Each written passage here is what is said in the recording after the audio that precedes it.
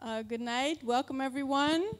Um, we are super excited to welcome M1 from that prez, together with his DJ Bonnet. This is very exciting for us to welcome you here in the setting as part of our series, the Power Talk series. We started the series about a year ago with Rich Medina. He did the first one in October. Why did we do the Power Talks? It was to empower our community leaders to break through the ceiling that we experience here as people, to get a foot inside the power, actually. So we do feel our strength, and we do feel like there's many of us, and we do amazing things, and sometimes we feel we don't understand what's holding us back. And to become more aware of that, we've invited some people to share their thoughts on power dynamics, claiming space, ownership, and we feel like doors are opening up for us. And your being here in the Netherlands was a perfect fit into that series. And I want to thank Mitchell from the Black Archives to call that, and to reach out to us and see how we can work together. So that's how everything came together tonight. And I want to thank everyone here to join us for this conversation. I see very young visitors, which is amazing, and I see various generations to share this knowledge with us. So please engage in the conversation, especially the people with more years. Share your experience with us. So we're very grateful. After the talk you have with Mitchell, Simone Zeefuik is also going to join in and share also from our Netherlands perspective the take on these power dynamics, and then we want to invite everyone to speak. So I'd like to look for Mitchell. Take the mic, and it's yours. Please take a seat. Yeah, hello. Oh, I'm sorry. I want to thank DJ Katnice for the warm welcome.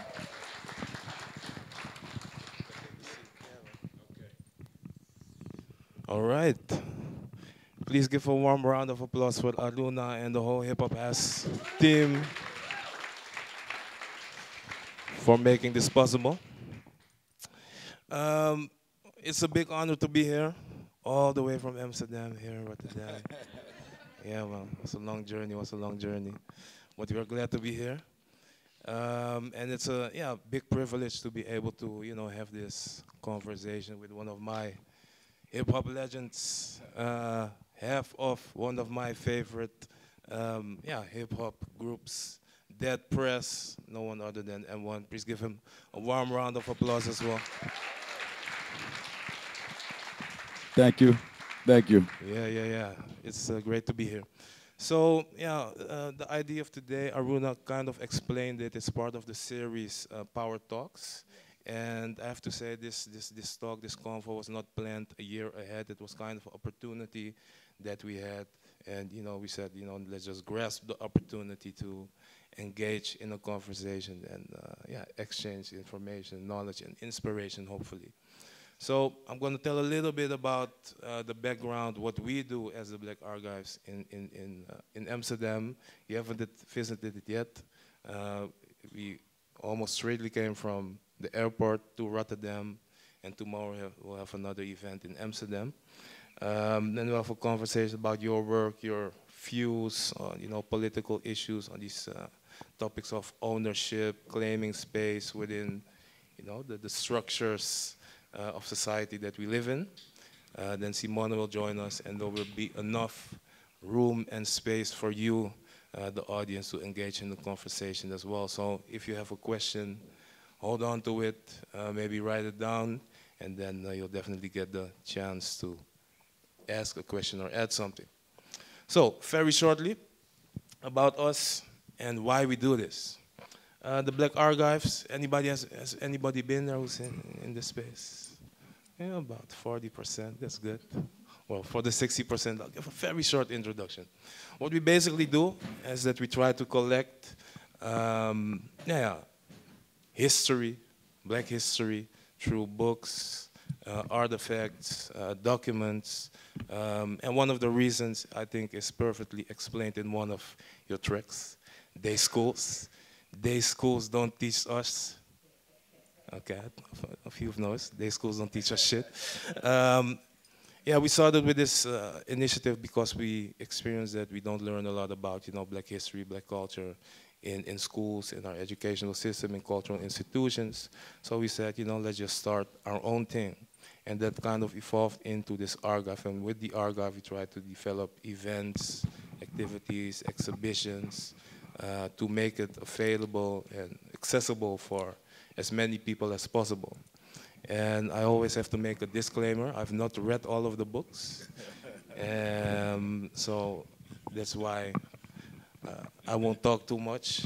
But one of the things that we try to do is make knowledge accessible by using different kinds of media. Yeah, so we develop exhibitions, we organize talks, events. And one of the main things which really had the influence on me when I was a young person was music, especially hip-hop and reggae music. I could say that I learned more through hip-hop and reggae about black history than, at school.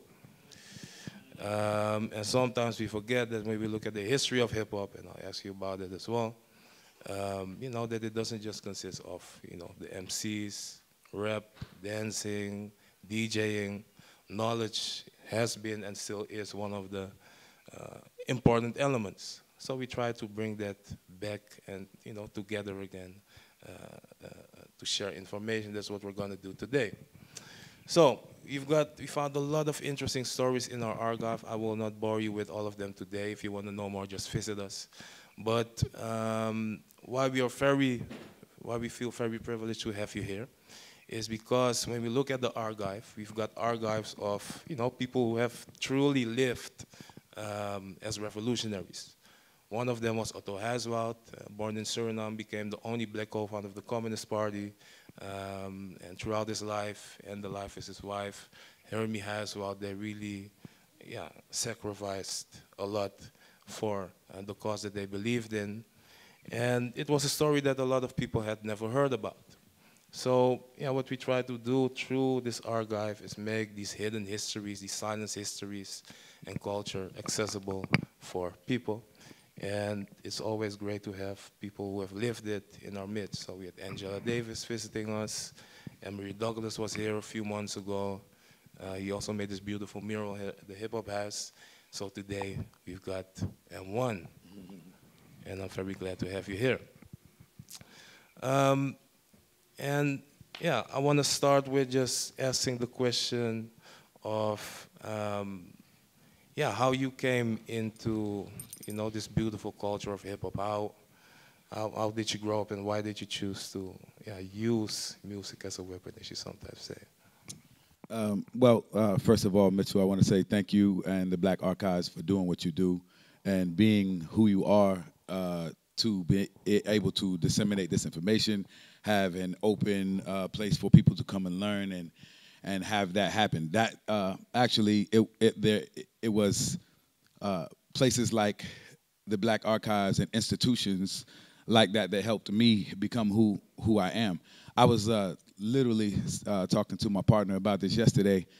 I started out not so much as an MC, but as an organizer. I grew up in hip-hop culture, DJing, b-boying, and as a graffiti artist, as a way of life. And I moved to Tallahassee, Florida, in around 1990, and which is where I met my partner in Dead Prez, Stickman.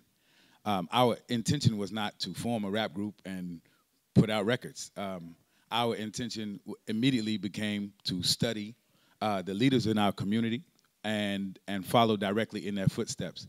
So we began to read Fred Hampton and about Fred Hampton and about Malcolm X and about Assata Shakur and Maurice Bishop and many other leaders in our community. And then I started to look locally, and that's where we got the information. There was a sister in Tallahassee, Florida. She was an elder, but she looked like your age. She looked 20, and she was about 60 years old, you know. And I asked, her name was Sister Olabisi, and I said, Sister Olabisi, how do you stay young?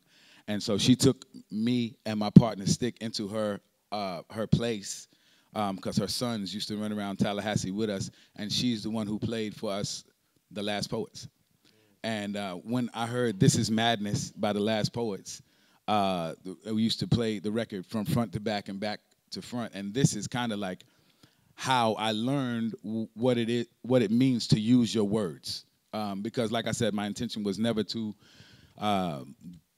become an MC, even though I love Big Daddy Kane and Rakim. They were major influences in my life. I was not like setting out to write rhymes. As a matter of fact, we became organizers. We organized a crew called the Black Survival Movement, and the reason why we called ourselves Black Survival Movement was the song Black Survivors by Bob Marley, and we wanted to rise in the name of Huey P. Newton and Fred Hampton and begin to work that way. And again, learning from Sister Olabisi and the rest, we saw how important culture was in being able to implant what we wanted to say into the minds of our peers and our peer group. It became the best way to talk about and be about what we wanted to be. You know, it's not always very interesting to sit in a bunch of meetings and that are about creating leaflets or about community power. It's actually not, it's not sexy, you know what I mean? So what became the way for us was to put it in a form or speak like Fred Hampton said from the Black Panther Party in plain proletarian English. And so we put that plain proletarian English on the beat, and that became our main organizing tools at our rallies, passing out leaflets, you know, we using the culture, you know what I mean?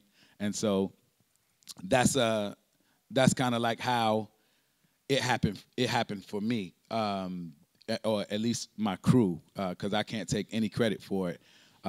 We are just espousing or learning from what our elders helped to implant in us. So, and that's how I got here today. Again, with all respect to hip hop music, the goal is not to make music. The goal is to be liberated. My goal is to be free. Is actually to be, you know, a free human being. And so, whatever way that happens, great. And so this was just one of the tools that we used to get down the path. And I guess, obviously, we still have a long way to go. So, yeah. And so let's get free. Yeah, exactly. Before I go to the next question, maybe we can have a look at the audience. Are there any MCs here in the building? MCs, I do see a few. Yeah. A few, yeah. Okay. Dancers. I know they give dancing classes here. Okay. Or graffiti artists, maybe. Educators, teachers. Everybody raise your hand. Okay. Y'all all educators. You all are educators, whether you want to be or not. Each one teach one. And you would call themselves an activist? A few. Claim it. Yeah, man. Yeah, you were talking about how you came into, you know, hip hop culture and that it arose out of your experience, you know, in organizing together with Stickman and other people. And in your music, you mentioned, you know, certain people a lot. Huey P. Newton, the Black Panthers, and when we came in, Brian Elsuck was wearing a shirt, and you immediately recognized Bobby Hutton. Yeah. Yesterday would have been the birthday of Fred Hampton. Yeah. Can you tell a bit more about your political education and why these people inspired you? I'm inspired by the people who literally laid their lives on the line for us to be able to be here and do what we are doing. You know, this to me is the greatest sacrifice. I remember, I'm the namesake of Mutulu Shakur. My name is Mutulu Olubala, right? Um, I remember going to meet with Mutulu Shakur, who is a father to me, just like he was Tupac's father, not biologically, but he played the same role in my life as he played for Tupac Shakur. So going to visit Dr. Mutulu Shakur in Atlanta Federal Prison when I was 17 years old really formed a lot of what it meant for me to have something to say. I'm a firm believer that our culture, if attached to African culture properly, will acknowledge our ancestorship and put our ancestors and ancestor spirit in the driver's seat of what we need to do. Because if we do it without the spirit of our ancestors, we lose. It just becomes trap music. And with no diss to trap music, but real talk, you know what I mean. You see the void in the spirit, and with the spirit, with the ancestors leading the way, it provides us with proper context. We're not alone. Education, political education, action to go with it, and these things, those things matter. They really do matter at the end of the day. So when you see us carrying out the works, we are not doing something that's ego-driven. We are doing something that is continuing the legacy of something greater than ourselves in order to pass it to people who are going to continue to do it better than we did it. And that has to be your intention. It's not a selfish intention. It can't. And so, you know, that's why I mention the names. That's why I talk about Doc so much. I talk about Doc a lot because, one, he sacrificed his life for us, and they threw him in jail. I don't know how many of you know this, but Dr. Mutulu Shakur has this kind of indefinite sentence. You know, every time he comes up for parole, people remember what he did, and the police board begins to get agitated, and they say, well, we said you might be getting out of prison, but you ain't getting out of prison. And you know, that's called a kangaroo court. This is Jim Crow law. You know, who throws somebody in prison, right? And if you look at the actual crime of Dr. Mutulu Shakur, it was, if you look on the book, it was operating an acupuncture clinic without a license. This is his true crime. But of course, his real crime in the eyes of the state is being associated with the Black Panther Party, associated with the liberation of Assata Shakur, being down with some badass, take no stuff brothers and sisters who were ready to lay it down on the line and do what they did. And so that's the reason why he is indefinitely behind bars. So that's why I say his name. I have to call out the names of these people because you will forget them. We will forget them. Our people will forget them quickly. You know, a lot of times we have a hard time remembering Afeni Shakur, Tupac's mom, even some of the youth, even Tupac, you know, and his worth, not just as an artist or a thug, but his lineage to the game and what he meant. And, you know, they think that the 50 niggas tattoo was just some thug thing, when really he was saying, look, if I organize 50 niggas, 50 brothers over here, 50 brothers over here, 50 brothers over here, and 50 over here, we mobbing all over. We got what we need. This is, and we don't quite have the same intention from our artists today, to see a we instead of a me concept. Mm-hmm. So Assata Shakur is gonna keep getting brought up in our lyrics, and you know, Winnie Mandela. Yeah. I say Winnie Mandela. You know, I'm careful about who I'm talking about. I'm saying Winnie Mandela. It's clear. So yeah, if we elaborate on that, because you make the music intentional with a certain vision to educate people, focus on liberation, and indeed, as you said, when we look at the current state of especially mainstream hip-hop, what is being played on the radio, what most, I'd say, young people are being bombarded with, it's not the kind of hip-hop that will elevate them. Right. So, yeah, you've made a few records. I think especially Let's Get Free is, yeah, we could say it's a certified classic. Thank you. So yeah, how were you able to, yeah, manifest that within, yeah, the context of hip hop, where you already saw yeah, this kind of void that you've been talking about in the industry? Well, let's talk about power, you know, Let's do that. and I think that's kind of like the reason why what this conversation became centered around. That the idea is that we don't give away our power. So making Let's Get Free was an attempt to grasp at the most power that we can possibly get at one time, and keep it, you know, seize power as long as we can, indefinitely, as long as we could. So, you know, I think the reason why we're having this power dynamic play in hip hop and what it means to really be influential is because we let outside forces legitimize what we think hip hop is, instead of holding court in our own space, which is our own power.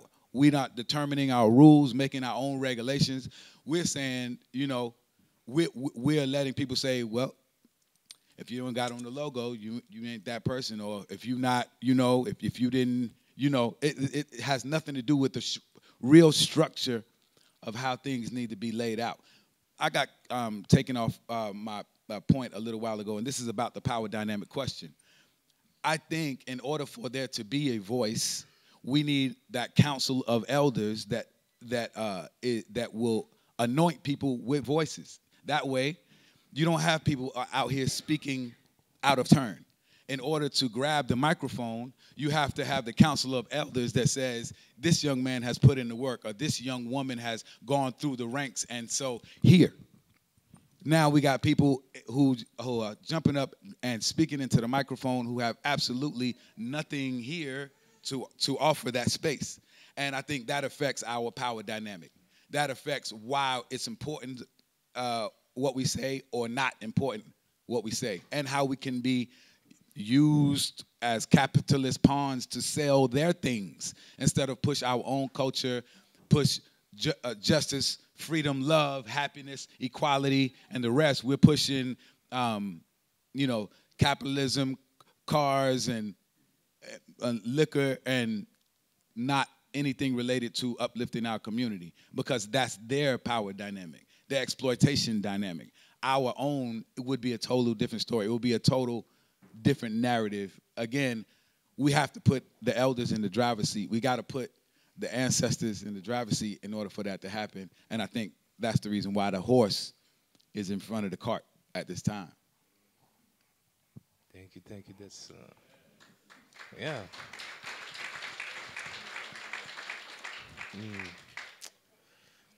So, you were one of the few artists who continue to, you know, speak out and, you know, make records. And besides records, I know you do a lot of other things as well, which you may elaborate on as well as your partner as well, Stickman, with this RBG Be Healthy program. So how do you manage to actually just maintain your own vision despite these very, very powerful capitalist dynamics? How do you not get sucked into the system? I can tell you, it's very difficult. We came as revolutionaries into the game, and we started to talk about the masses. But we knew in order to talk on a platform that could be heard by everybody, we needed to literally be at the same level. So we aspired to be on record labels as the same artists that we loved. We loved Wu-Tang Clan. We loved Nas. We loved Mobb Deep. We loved, and this is just in hip hop. Of course, we love Curtis Mayfield and Nina Simone and the rest of these people. But in hip hop, we wanted to be able to have a voice that was going to speak with the same legitimacy and power in our community as the people who everybody was listening to. So we traveled from Tallahassee, Florida, which is where we were living in 1990, to New York City. And we did just that.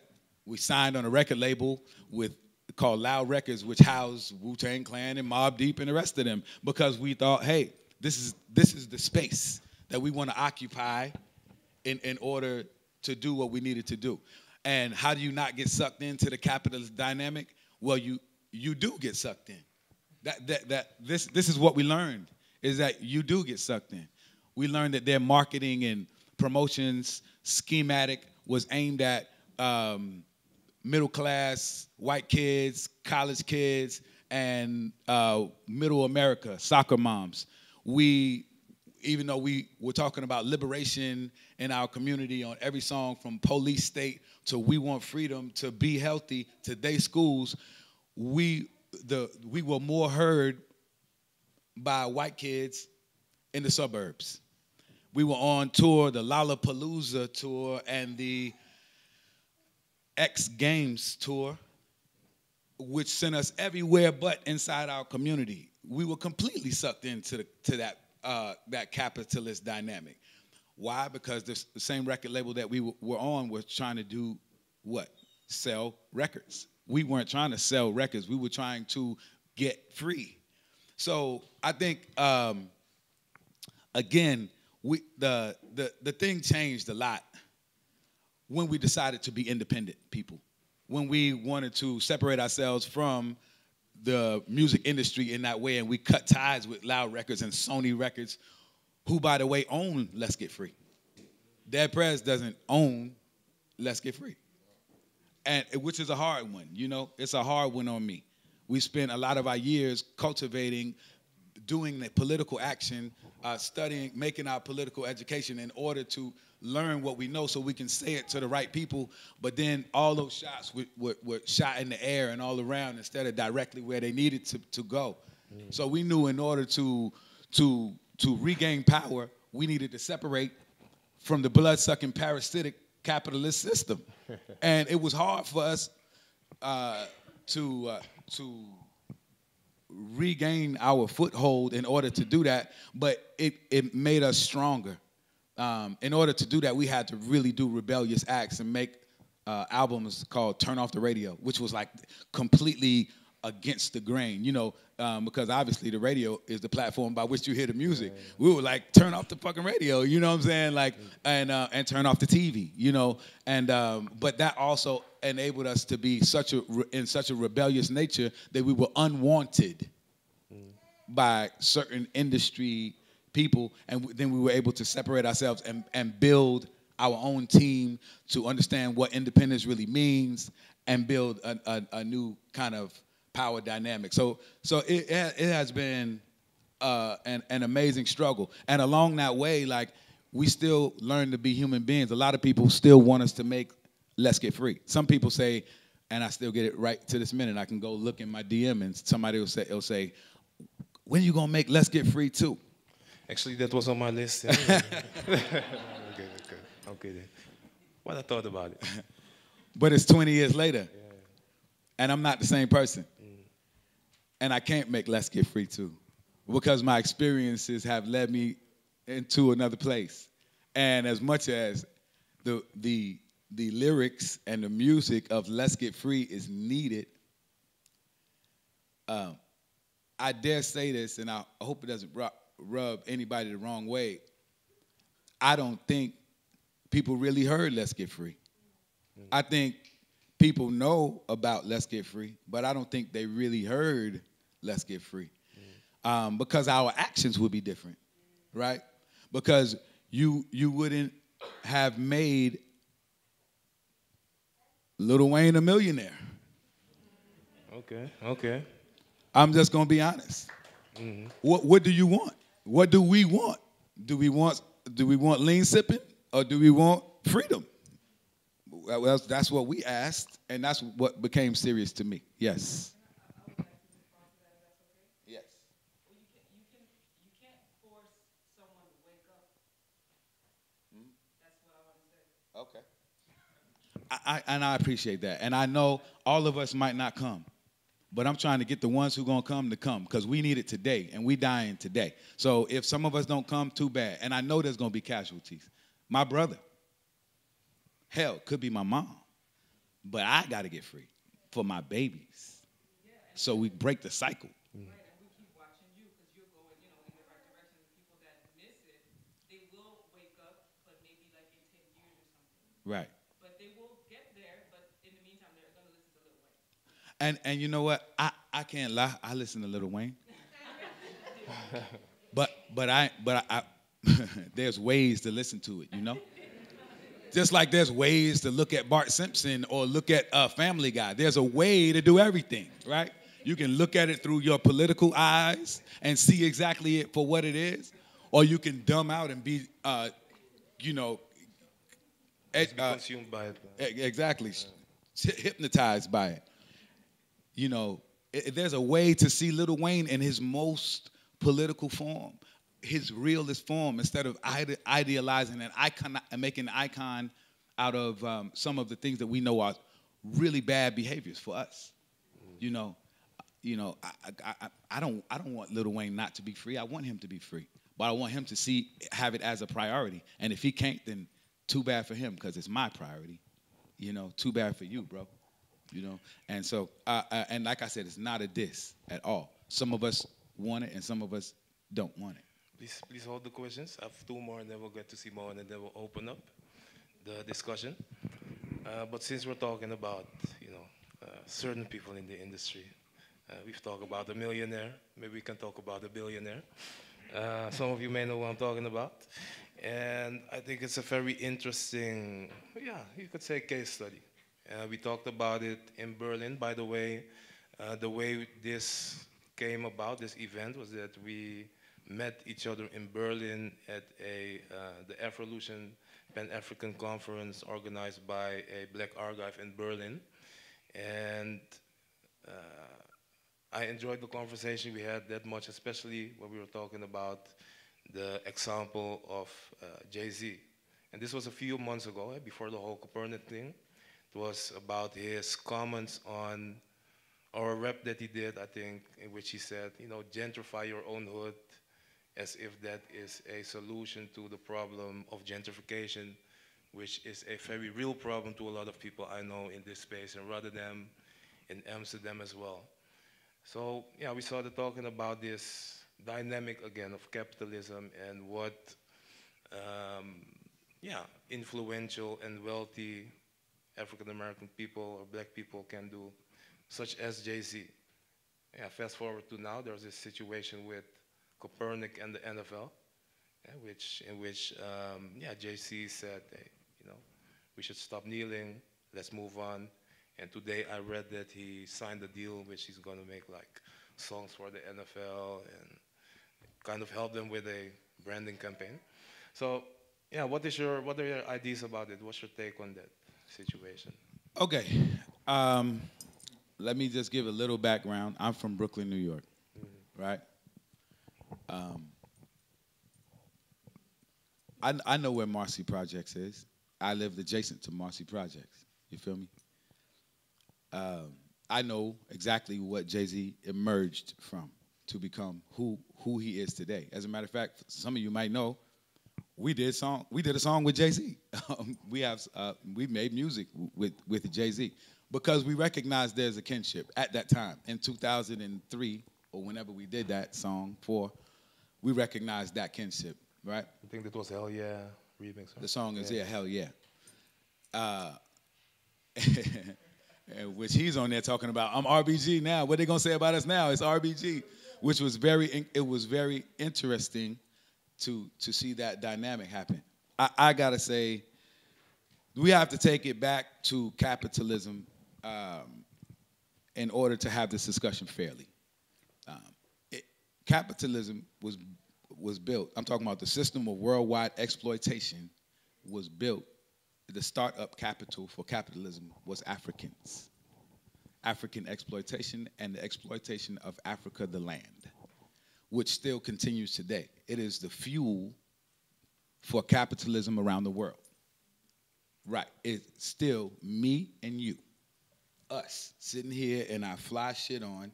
We are the jet fuel that pumps blood into this system every day, us, melanated people. So when you're talking about capitalism, which is in essence what we're talking about here, and Jay becoming a hyper-capitalist, a black billionaire. We associate that kind of affluence with freedom. If you have enough money, then maybe this is what it feels like to be free. And that's the biggest mistake that we have. You know, we can buy our way to some sort of illusionary freedom. Capitalism is capitalism is capitalism. I stated that before. And what's so funny, when we were having this discussion in Berlin, it was about what is the economic question for our community? Where do we stand on the economic question, on black economics? And a lot of my answer to that was, we can't buy our way free. There's no way to buy liberation. We weren't bought into liberation. We were beaten, shackled, tackled, bloodied into this situation and forced every day under duress to work to build a system that does not benefit us in any way. And it's still upside down that way today. Even with Jay-Z close to what he perceives as the top. And many of you may see some memes going around when Kwame Ture talking about capitalism, rest in peace Kwame Ture, talking about capitalism, and you see the back and forth between him and Jay doing the deals with the white bosses. Some of you might have seen that, because the illusion is that Jay-Z is free or at the top of the totem pole, but he is a worker. He is a worker making the richer people more rich. He's creating more of a divide between us and them, and he's helping to create this kind of buffer zone that makes it cool, that we get exploited in the most coolest way. So I just have to say, I'm not against Jay-Z. And I don't want any of the comments that we say here, even though I know they will, and people will stream this, and people will take it out of context, and people will say, will polarize M1 and Jay-Z. But M1 is against capitalism. I don't care who you are, because capitalism means exploiting me. And so I'm not with that. You know what I mean? I don't even care if they give me a couple of crumbs. I'm not down with it. Even if you give me a big slice of the cake, I'm still not down with my own exploitation and exploiting my brothers and sisters to take advantage of that situation. Are y'all with me? Do you understand where I'm coming from a little bit? Okay. So, and that's not a jab at anybody who has these kind of aspirations towards economic affluence. But I think there's a way to do it. There's a way to build a power dynamic and have economic self-development for our people without it meaning building capitalism.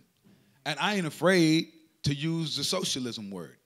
I'm not afraid of, so America might be afraid to talk about socialism in the midst of its economics and healthcare, which only makes sense. In Holland, we're not that afraid for socialism, I guess, right?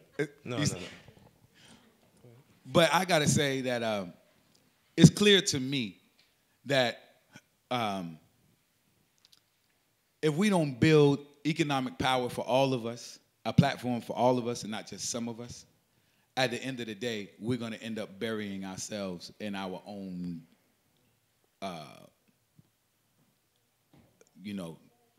pipe dreams, because that's what it is. That's exactly what it is. Jay-Z is a token.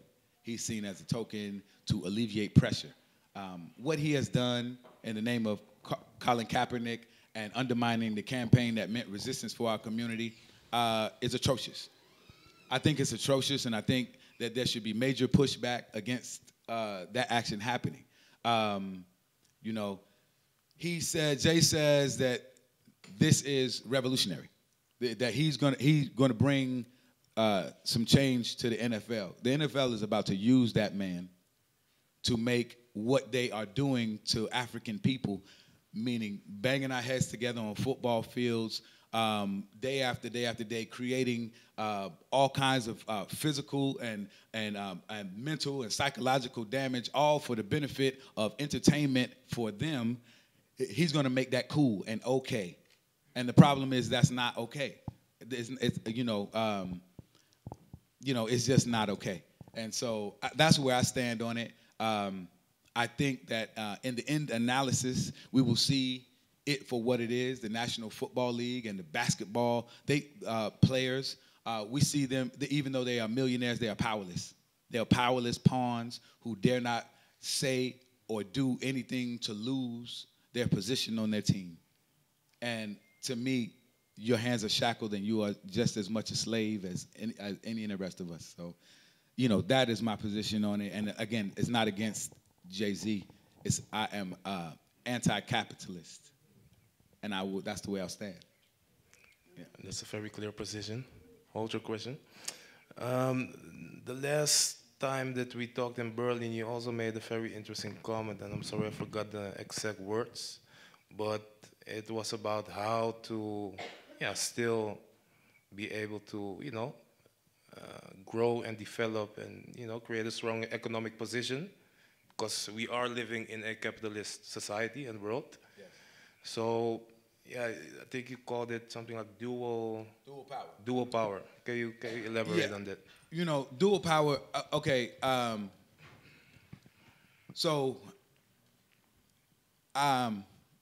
My political education again comes from the line of people like Kwame Ture, who created the All African People's Revolutionary Party. People like the Malcolm X grassroots movement or the New African People's Organization. Omari Obadeli. We also talking about the African People's Socialist Party under the leadership of Chairman Omali Ishitela. This is the political leadership that I come under. I'm not down with Obama. I'm not a Democrat. This is not my political line. So we have to find a way to exist now and see a way into the future. Because a lot of times people say, well, what do we do then? If we don't, if we stop working, then we'll just be poor. Or if we don't buy their Nikes, then we don't make shoes. People will say those type of things in response to, my rebuke of like this capitalist intensive, continue to eat, stomach hungry, that never gets full kind of appetite that we have for like consumerism and commercialism. So the idea of dual power does that exactly. It lets us dig in with social economic goals that are tied to the resources that are here. We learn to use our communities to build economic power, but at the same time, we are building and digging into creating another system that helps us do what we really need to do. And we have to do it. We have to invest in something new while we continue to live now, in the now. This is the only, I think, viable strategy. Because on the other hand, you have this strategist that completely boycott the system, and then you become kind of like this powerless outcast that's like, I don't fuck with nothing, pardon my language, but that I don't do nothing, I'm not touching the system, or you end up being Jay-Z. It's like either be Jay-Z or just be some little broke dude on the corner talking about black power, but you have absolutely nothing. And so, of course, they act like that these are the only two choices that we have. But the answer is dual power. Dual power is build for now while we build our system to come, to be. Okay? And so economic self-development is real. Buying from each other, who we are the biggest producers and consumers, buying from each other, creating economic self-development and wealth among our community in order to create a new force is real. And we have to do that. You are doing it. That's why I'm here. Actually, that's why I'm here. I'm in love with this place right here. I'm in love with this community development center that is developing our skills and our culture, because that's where the power comes from. This is what we have. These are our tangible goods. You are building our tangible goods and instilling them in the youth. This is what we have to work with, more than anything. Without digging in the ground and stealing from Mother Nature, we are the culture. We are what it is. So if we create this, they're going to come to us, and then we can start to define the terms as to what our value really is for the future without doing it in a capitalist way. And I think the idea is that we can't be capitalists. We can't think, once I get on, I can exploit you and you and you. That happened to me. That happened to me. You know, I went to New York City, and the guy who found me and took me to the record label, his name's Lord Jamar. His group is called Brand Nubian. Anybody heard of Brand Nubian? Right. I'm gonna tell you an ugly little story. Is that Lord Jamar was exploited by Arista Records, and then he turned around and made me sign a contract that exploited me. That's not fair. That wasn't fair. That made me and him enemies for a long time. It made us at odds. Me, Dead Prez and Brand Nubian, brothers. It made us more because he learned some nasty capitalist colonialist ways. And we can't do to each other what they did to us. We got to be fair. We got to share. We got to share. We got to build a platform we can all eat on, not just some one person. That man still gets paid from songs right now that I do. Wow. Lord Jamar. I actually wanted you to elaborate on that. I was kind of, I'm not shocked, but and so surprised when you said that. We can't become capitalists to one another. Mm-hmm. My point is we cannot become capitalists. You said that Sony Records still owns that and that. Both albums. So what does it mean in practice? And how can people who are active in the hip-hop industry learn from, you know, you could say the mistakes or the challenges that Well, today is different. Today is a new day. If you want to be an artist, you don't have to be legitimized or your platform in order for you to have reach. You don't have to use their platform in order to do that. I wanted to be on MTV. So I said, I needed to be on MTV. Other than that, nobody would know who Dead Prez is. And I give thanks for the lumps and bruises that we took in order to be where we are, but I can tell you that I wouldn't want it for you. I wouldn't want it for you. And so today is a new day. We can promote ourselves. We have our own autonomous platforms. We know that if we do it within our community, if we talk to our brothers and sisters, if we build our albums and sell it to each one of us, if we build our concerts right here and invite our whole community to come in and we benefit from it, that's a different power dynamic. That's a whole nother power dynamic than letting somebody else take it from us and do it that way. So, you know, you can definitely learn from my lessons and many others, and now you have more power in your hands, more things. When these records came out, there wasn't even YouTube. There definitely wasn't Facebook. There definitely wasn't IG. There wasn't even, was there MySpace? There may have been MySpace when these records came out. Today, there's a plethora of ways for us to touch, reach, connect, build with others directly, and this is the way we do it. We do it the grassroots way. My daughter, who wants to be a singer, she asked me, how do I do it? How do I build what we do? I said, make sure our next door neighbors know that you're a great singer. Why? Because they're gonna be your fans for life. If your community knows what you do, your community will support what you do. If you keep it inside and you think, well, I'm just gonna send it in the mail to the white guy and he's gonna make me famous, what happens when he doesn't want to support you anymore? These people don't even know who you are because you depended on this person to make you. But if you got your community, you went next door and next door and next door and next door, and all these people like, whoa, he can sing or she can go or he can dance or he can draw. These people are going to support you for the rest of your life, almost in a cult following. Almost in a cult following. Even if you only have 1,000 of those people or less, you can almost support yourself only on your own art, which is unheard of these days. How many artists in here are starving and would love to live, not even are starving, how many artists in here would love to live from their art? Who would want to live only from your art? Okay, keep your hands up.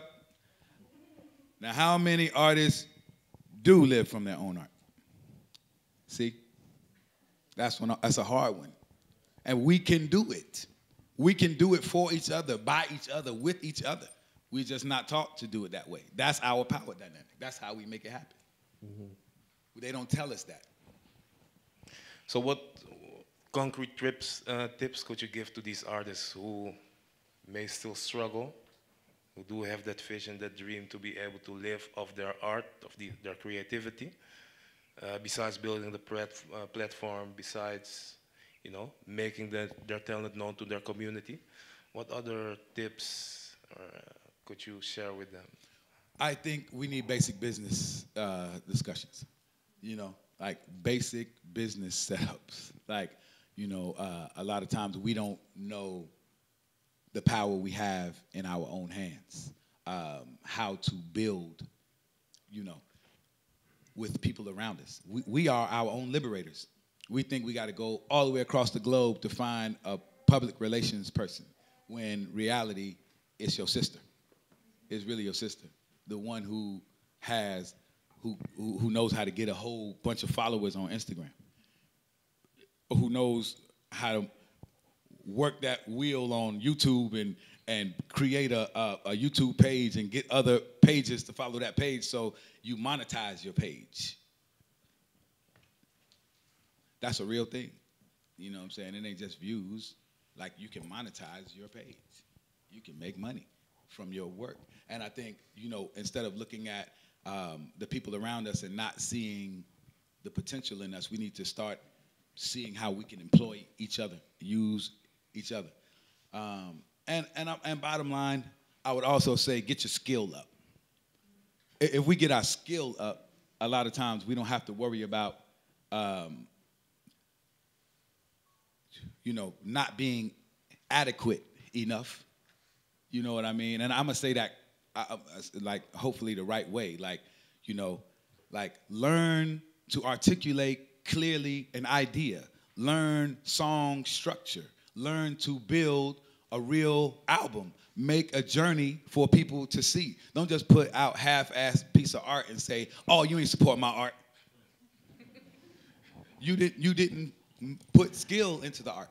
You have to go to work, study from the masters how this thing happened, learn how to layer the paint and texture and make it beautiful. But people instead think they can do a freestyle, and I want to be Lil Wayne. Why I'm not Lil Wayne? And that's the truth. And that's the reason why the level of the song structure and the artistry is where it is today. We aren't challenging each other's skill level in order so that we deserve to be recognized for what we do. Some of us don't deserve to be recognized for what we do. It's okay. You don't need to get paid, bro. You suck. You know? And tell the truth. Tough love. Get a new job, you know? Because always there's room for everybody to do everything. Yeah. Everybody can't rap. Can you tell, last question, I know there are a lot of questions in the audience, last 1 or 2 questions. Can you tell a bit more about the journey that you've been on since working together with DJ Bono? After that person, we still work with Stickman, but you've also been engaged in other projects. Yes. So can you tell a little bit more about that for the people who have not maybe been following all of the steps in your journey? I gotta say that as Dead Prez, we still are. We work together. There was a song actually released recently, some recent music that has come out, but we're not working on albums with any kind of energetic flow at this point.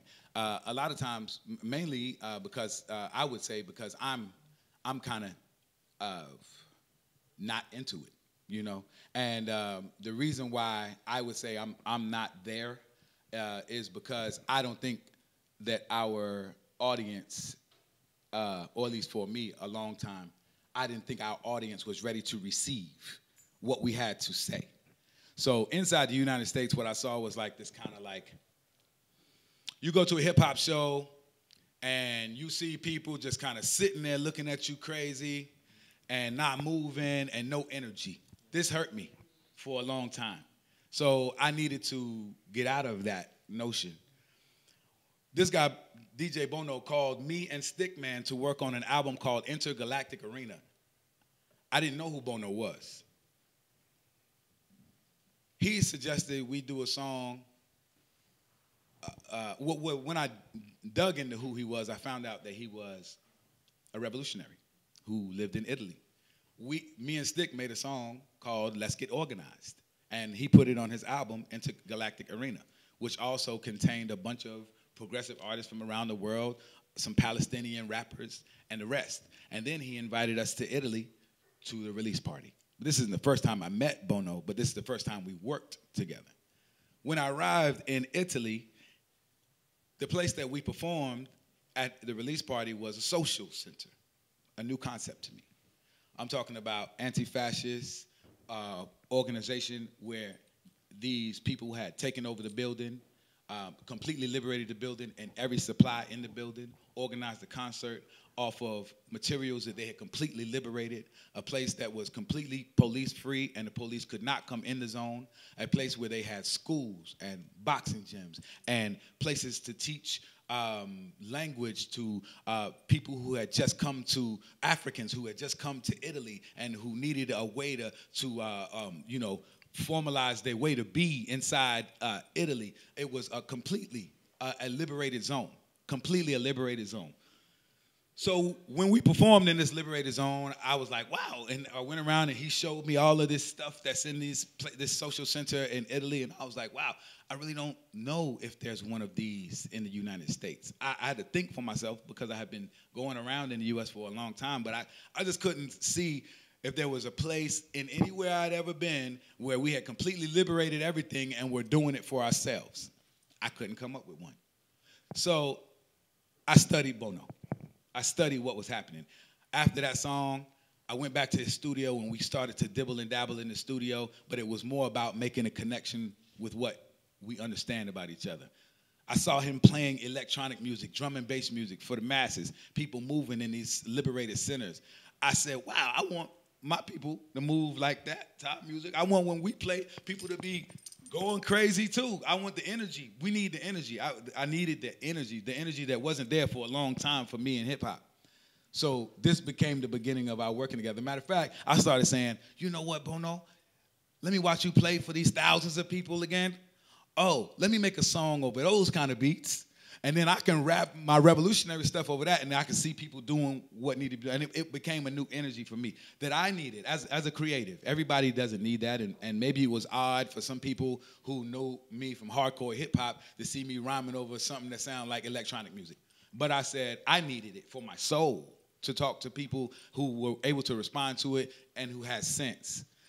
And then from there, the race has been on. We stayed in the studio and we created a collective called All Power to the People. And we made an album full of that kind of stuff and toured it, created some economic development for ourselves and supported the social system, social centers. Mind you, I'm not talking about one place. I'm talking about Italy has 100 social centers, 100.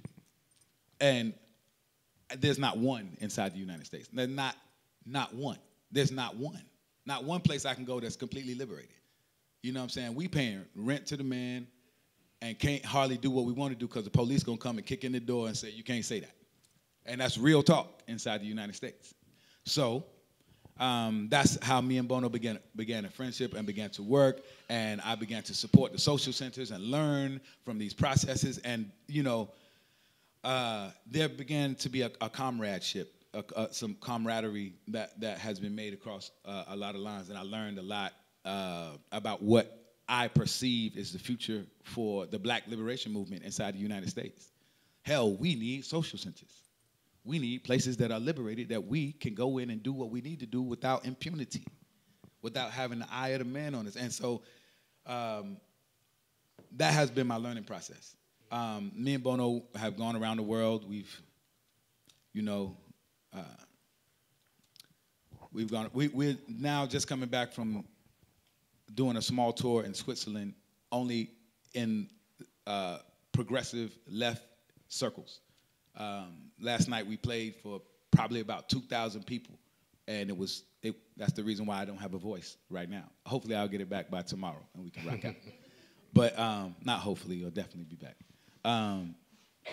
But I want to say that this is fun. This has been energizing for me. This is what has kept me away from making like traditional boom bap hip hop music. And believe me, it's been a lot of artists who invite me to be on tracks over the last few years, and I have had to turn them down because I don't feel it. I'm not feeling it. You know what I'm saying? I'm just not feeling it. I'm not feeling like talking some yang over a beat with somebody who's not about it just for the sake of hip hop or good lyricism or on a boom bap beat, even though it may make some of us feel good.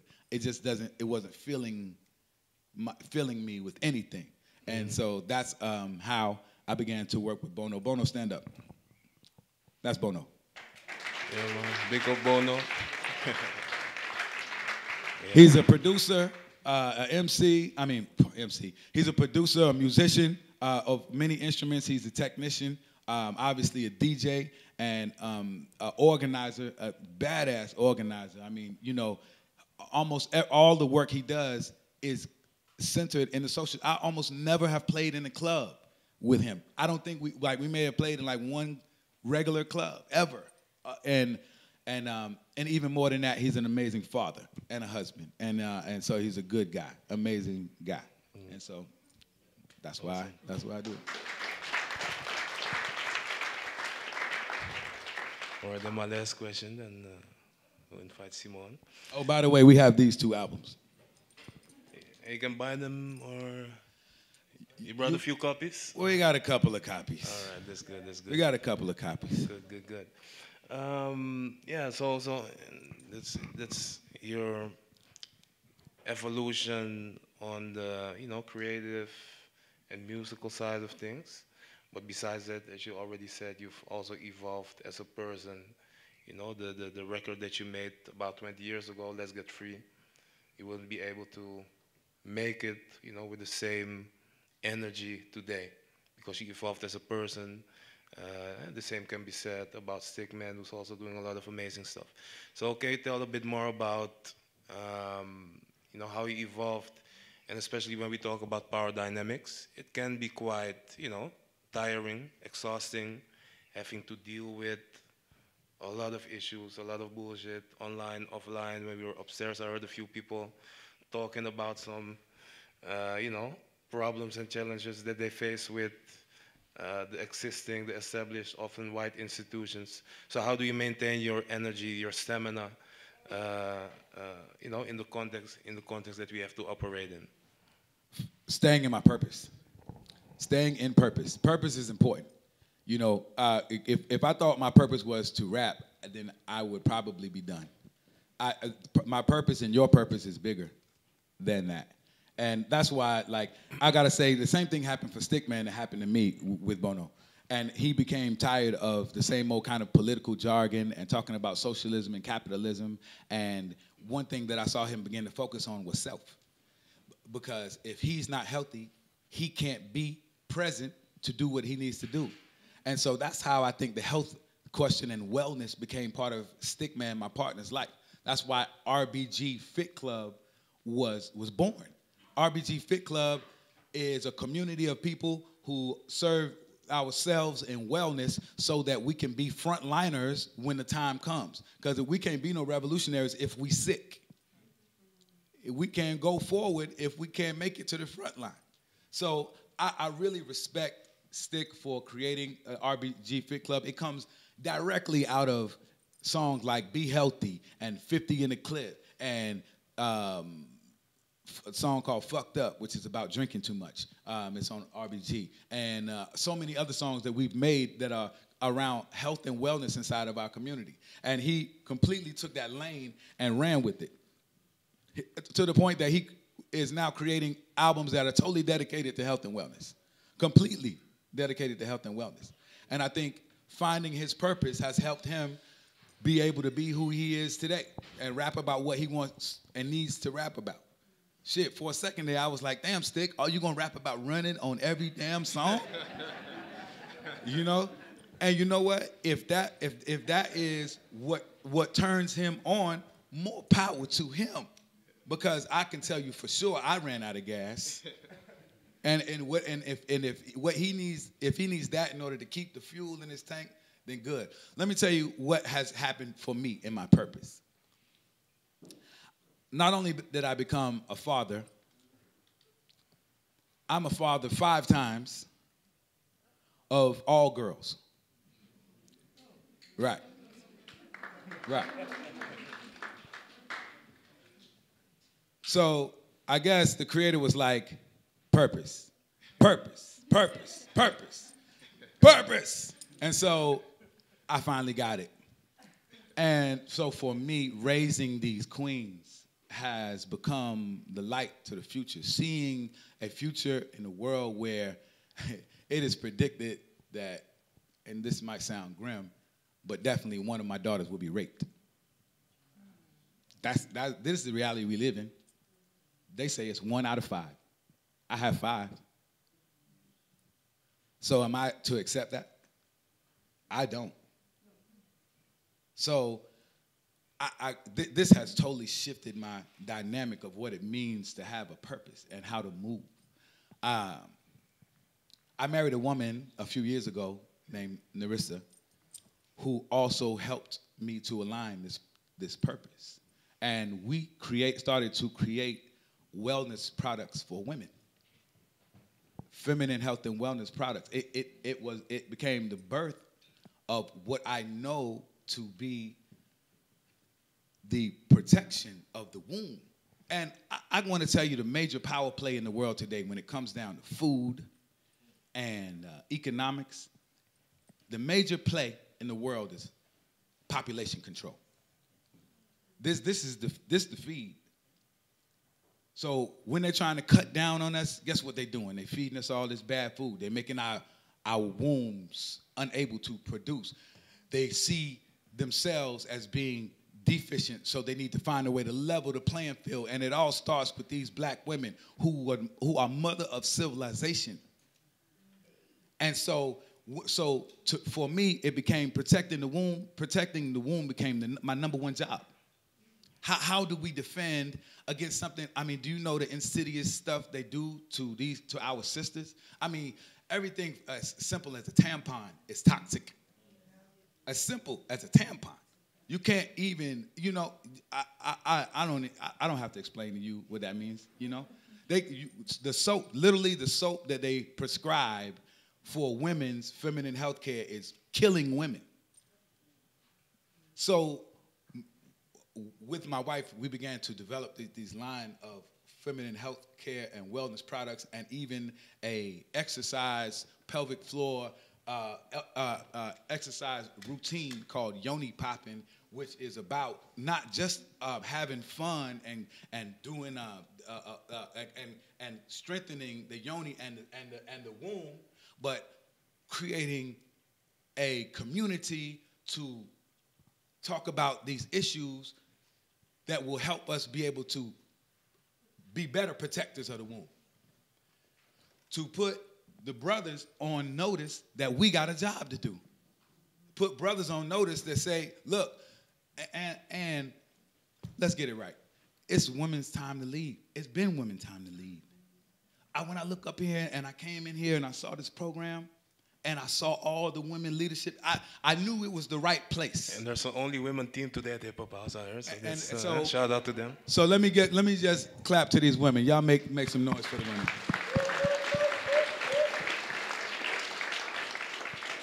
So I know I'm in the right place.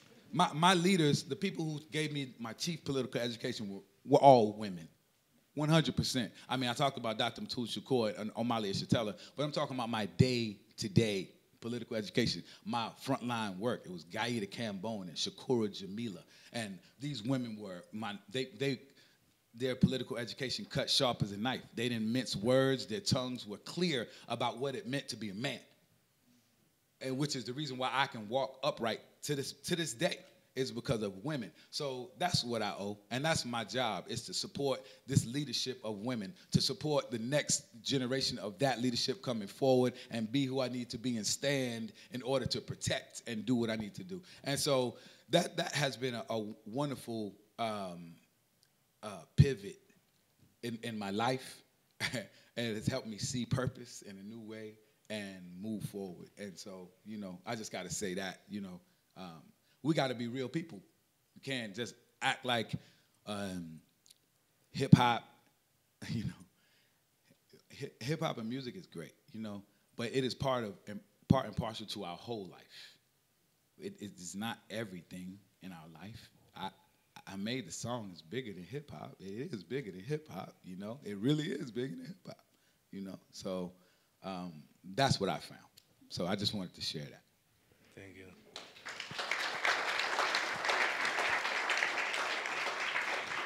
I think that's a great moment to invite a great sister that has inspired and educated me as well, and continues to do so.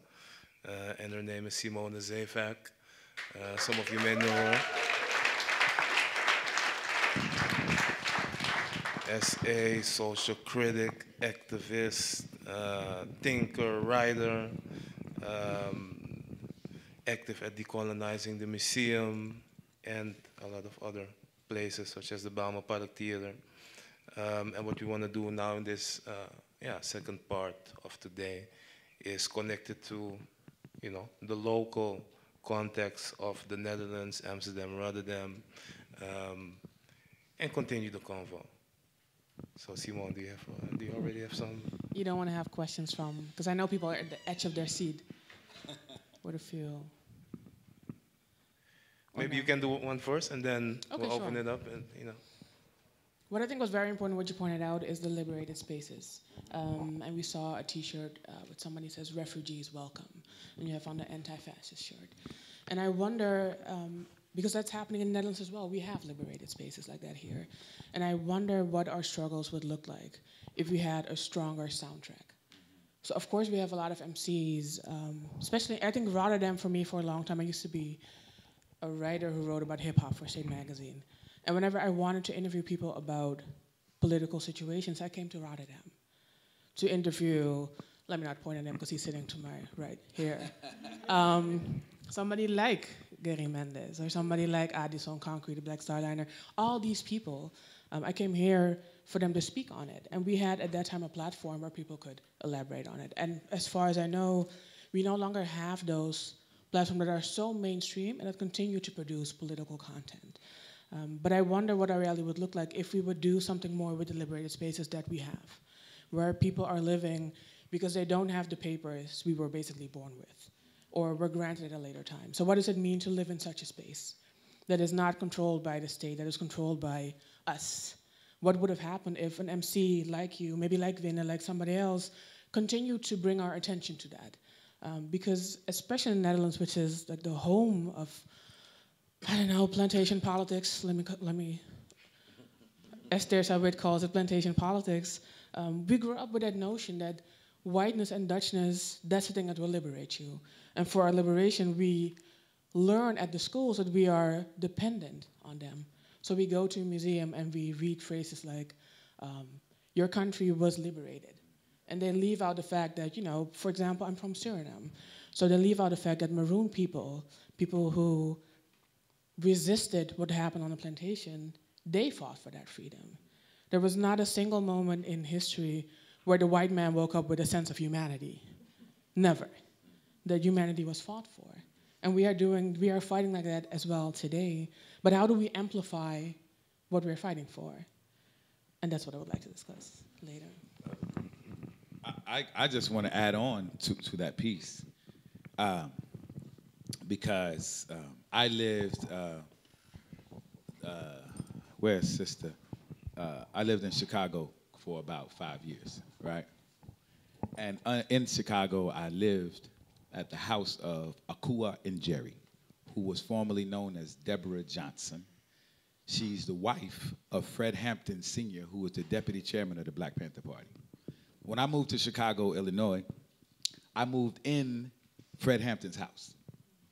I would go to the basement every night and dig through layers of old Black Panther memorabilia, pictures of Shaka Khan sitting with the Black Panther Party, pictures of, you know, like Emory Douglas's amazing artistic endeavors on the covers of these amazing pieces of propaganda.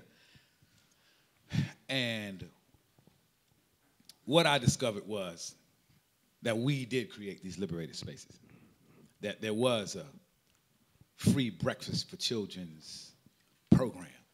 There was a Panther Liberation School. There were, sickle cell anemia healthcare clinics that were operated by our people. And we also are aware that these are precisely the programs that made the Black Panther Party become the #1 threat to the internal security of the United States. Not the gun, not the beret, leather and the leather jacket, not the cool swag and the mean walk, not the slang politic, none of that. What it was the programs, the liberated spaces that were created. And what happened was a hail of gunfire through the front doors of these institutions. They attempted to use fear to close the doors on programs that we knew were helping our children. And then they co-opted those programs, the very same programs, and threw them inside the government. That's why free lunch happens inside the United States, because they saw the Black Panther Party saying, oh, you're going to give free lunch to these kids? I don't need y'all. We'll put free lunch inside our own schools. That came directly from the Black Panther Party. That's why certain clinics were put inside Black communities on the South Side. They weren't there before. But the Black Panther Party was testing for sickle cell anemia, which was the modern day diabetes or cancer.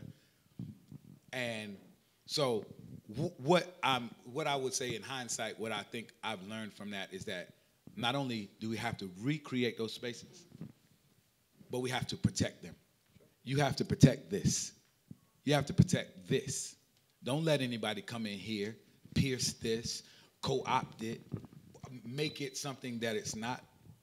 Maintain the leadership with a rigid stance, because we need this. This is our last bastion of hope. This place, this place. And I don't know about all of the inner workings, but I do know when I smell the right thing going on, and I smell it right now in this room. So I just want to say, they killed Fred Hampton with his pregnant wife beside him in the bed, 9 months, put bullets in his head and took pictures of it. And they put it on the front of the newspaper. They put it on the front of the Chicago Times because they didn't want you and you and you and you to be Fred Hampton. They murdered Malcolm X, took the most gruesome pictures of him and put those pictures on the front of the newspaper because they don't want you or you or you to be Malcolm X. But we have to dare to overcome. We have to outlive the fear, and we have to protect and invest in these kind of programs and be what they try to scare out of us. Continue to be it, gain the courage to do it, and make these liberated spaces again. We have to make them again. Again, there's no reason why we don't have what I believe are like the social centers in Europe, in some places in Italy, and here inside the United States. There's no reason why we don't have it. But I think also maybe learn from our elders, as you said before. Yeah. And I feel that a lot of us, especially in the Netherlands, we make the same mistakes over and over again because we don't have these intergenerational conversations. So for example, with regards to liberated spaces, they are liberated by people who squat buildings. And I know how we sometimes say, like, oh, squatting is for white folk. Not really. I come from the Belmer. And I remember when I was younger, I went to my uncle's house, like, this is so cozy, like the whole family's living together, this must be nice. Turns out later that my uncle squatted different floors in the building. And he said, if you're not giving my family a house, we're gonna take the house. So I grew up thinking, oh, this is just a coincidence. But you have different Surinamese families in the building just squatting and just saying, you're not gonna decide where we're gonna live. But we are not having these conversations, so we feel that that is something for somebody else. Or, dealing with the police, our elders dealt with the police in the 50s and the 60s. They have been doing that work. And then we are angry with them, saying, oh, they didn't do enough, but they did with what they had. And we judge them sometimes with what we have now. And I feel like we need to have those conversations more often, much more often. I agree.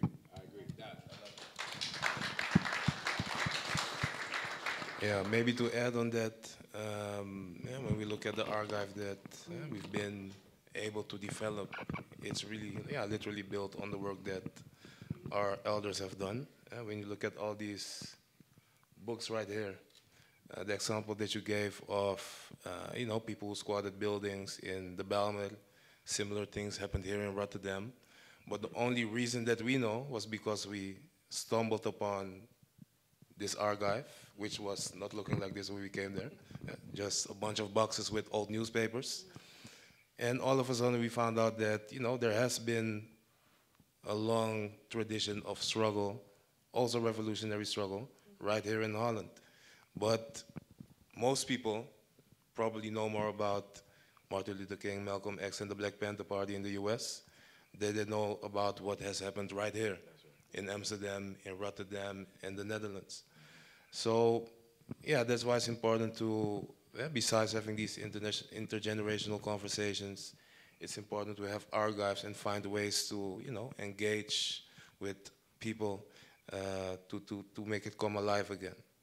And that's what we are doing now. So, I think, the time has come to open up the convo with you all.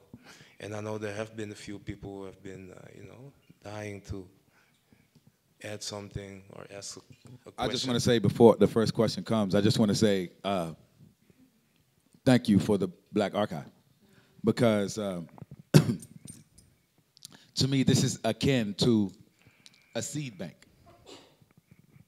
You see, because if we begin to have these ideas, these seedlings collected, then we know that we can plant them. But without them, they are gone forever. And we can pollinate, whatever that word, and make something, grow something new out of what you have here, just because it exists. Mm-hmm. So, big ups to you, and I know that you will find ways to expose this information in the grandest way to this community, the way that you're doing it now. A lot of us don't look into books anymore. It's a shame, but we don't read as much as we should. But don't worry, because I'll make it into a documentary and you'll watch it on Netflix. That'll be fine. Let's do that. Maybe also another example. We brought just 2 items from the archives. And these are 2 examples of things that we, literally found in dusty boxes right there on the attic. And there are, as you can see, Black Panther Party newspapers from the 1970s, which we found. And when we asked around how they ended up here in Holland, we found out that there were Black Panther Party solidarity committees developed by both White Dutch, Surinamese, and other black communities here in the Netherlands. But we'll talk more about that tomorrow, so people want to know more, come to the Melkweg or visit the Black Archives. All right. I saw that there were a few questions over there. DJ, MC Complex, do you still? You got a hand right there. And the lady in the back as well? I see you. Okay. Raise them high. Okay, and if there's any ladies, you go first.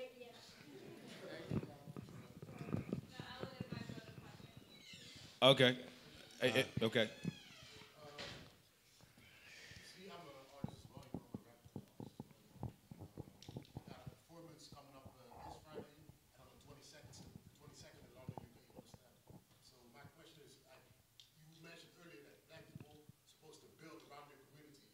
Yes. And which is important, but at the same time, the community don't really support black people if they don't have a name or reputation. Mm-hmm. I've observed this throughout the years on the staff. Mm-hmm. And what is your advice to draw black people and draw black audiences more than to go out there? Because the reason you have the platform is because you said, like you stated earlier, you signed over the same label as Nas and Wu-Tang and the rest of those people signed. That's the reason why you came in. Then you moved up to be independent because you already had that base. For me now, I'm building up for myself. So, what is your advice for like an up-and-coming artist trying to be independent? Well, one, I would say don't look at my example as the main example. If you want to look at the more concrete examples of how to do that, then look at Master P, look at E40, look at Swisher House Records, look at Lil J from Rap a Lot, look at Nipsey. Because those brothers and sisters, Sylvia, not Rome. That's a white lady. Talking about from Fatback, Robinson, maybe it's Robinson. But these people, you know, are the prime example of how that happened autonomously and and from their own two hands. I want to say that had I my druthers, and had I seen a Master P before, not like I like Master P's message, but he made himself. And you too can. He made it from right in his community. He started in his community locally, and he even went to California, made a community there, and then connected those communities and did some really smart business moves and was able to really bolster that for himself. So the idea that the community doesn't support the local rapper is one that is forced on us. It's the same reason why we, you know, the radio station can't legitimize who we are. It can't. You know. Exactly. That is the psyche of us, and that's also the mentality that won't allow us to say, just because you come from next door, you ain't as good as Nipsey Hussle. You live next door to me. What? You know what I'm saying? And that to me is a coward mentality. That's backwards. That's inside out. And we have to begin to play against that. I think, for now. But let's say you organize local shows. You call your local people together. We do this. We make it culture. We feed each other. We laugh together. We make money together. And you're on stage rapping. Those people are going to love you. They're going to start to call your name. They're going to say when other artists come in town, you should be on stage too. The same people who you feed in your community. Now, I think that's the way. I don't think you can just put out a CD and say, go next door and say, now, play mine, put mine right next to Nipsey Hussle.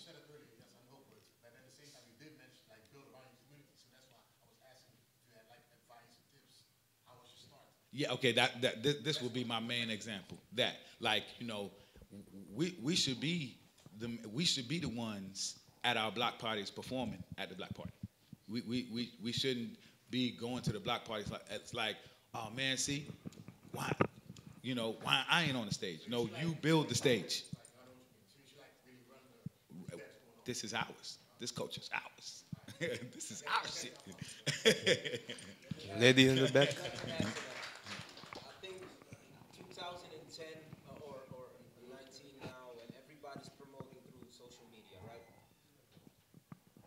I think we kind of need to go back to when is the show? The one you have here? This Friday. Okay. Let's say next time you have a show, you print 5,000 flyers, and on a Friday evening, go to the city and give it to people. Smile. Hand, Yeah. Try that and see what happens. It's illegal? Sometimes you got to break the law.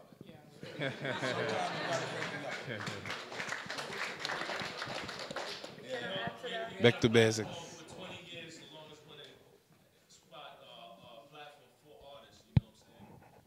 But they made it so hard. Hold on, wait. One at a time. Oh, I guess, hold on, but let's get some order. I don't know who's going to establish order, but we got to have it. Okay, maybe we can make like a speakers list, like we said, ladies first. So if you want to add something, then, you know, just throw your hand in the air, then we'll put some order into it. It started with him, and the sister was after, and then we see you here. But I just want to say, I do see you in the back still putting your hand up. Okay, I can't see you because you're behind. Okay. And I see you. And I'm not the one controlling this, though, so Yeah. I just want to say, I see you. I see you. Okay. But could maybe have some order if somebody can walk around with a microphone so that the person who speaks is, you know, everybody can hear loud and clear, and you know when it's your time to. You can take mine. Take this one. Yeah. You can take mine, you can pass yours. Okay, you can share it. No, you get ready. I think yours is longer. Ja, neem zijn microfoon, dan geef je hem die andere. And to add on to that, bro, I know you, you know me, you know I have the platform. Send me your links, man. It's that simple. You should send me your event. And you've been at my platform. You've been performing. You've was in the cypher. You know how to find me. That's called community. That's called community. And just with a little wave, you put that out there, and community stands up for you. And you didn't even know there was people that was like, yo, Zie nou, I support you. Look, that's called die kan staan, dat kan niet. all right. Maybe the lady in the back, if you can walk a little bit to the front, and then you can talk into the microphone. And next person wants to raise their hand, we get an order. So next person, yeah, make sure whoever's next. Yeah. I had a quick question. As you said, you was not willing to compromise your principles for the making of your music. I was wondering if you had like advice for conscious hip hop artists of this day of how to put out their music in the midst of what the people are listening to now as according to trap music and those types of so-called mumble rap. So, yes.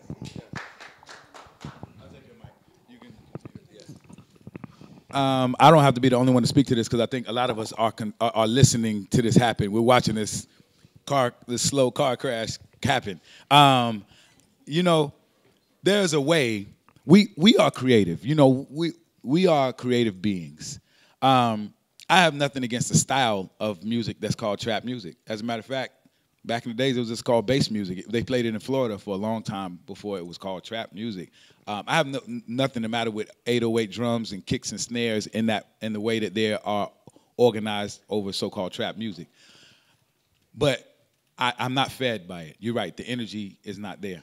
I think there are ways that us young conscious artists can usurp the energy in that music and that style and innovate it to see it in its highest self. I think we're looking at it in its lowest form.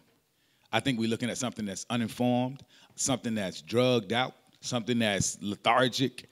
Let's put some energy in it. Let's feed it some greens. Let's give it some fuel and see what happens to it. And like I said, it's not about the style. The styles of music will come and go. It's about what we interject into the music. So to those young conscious artists who are edged out by the fact that trap music has this kind of hegemony in the cool crowd right now, there's a way to interlope, to get inside and to be able to say some really important and beautiful things.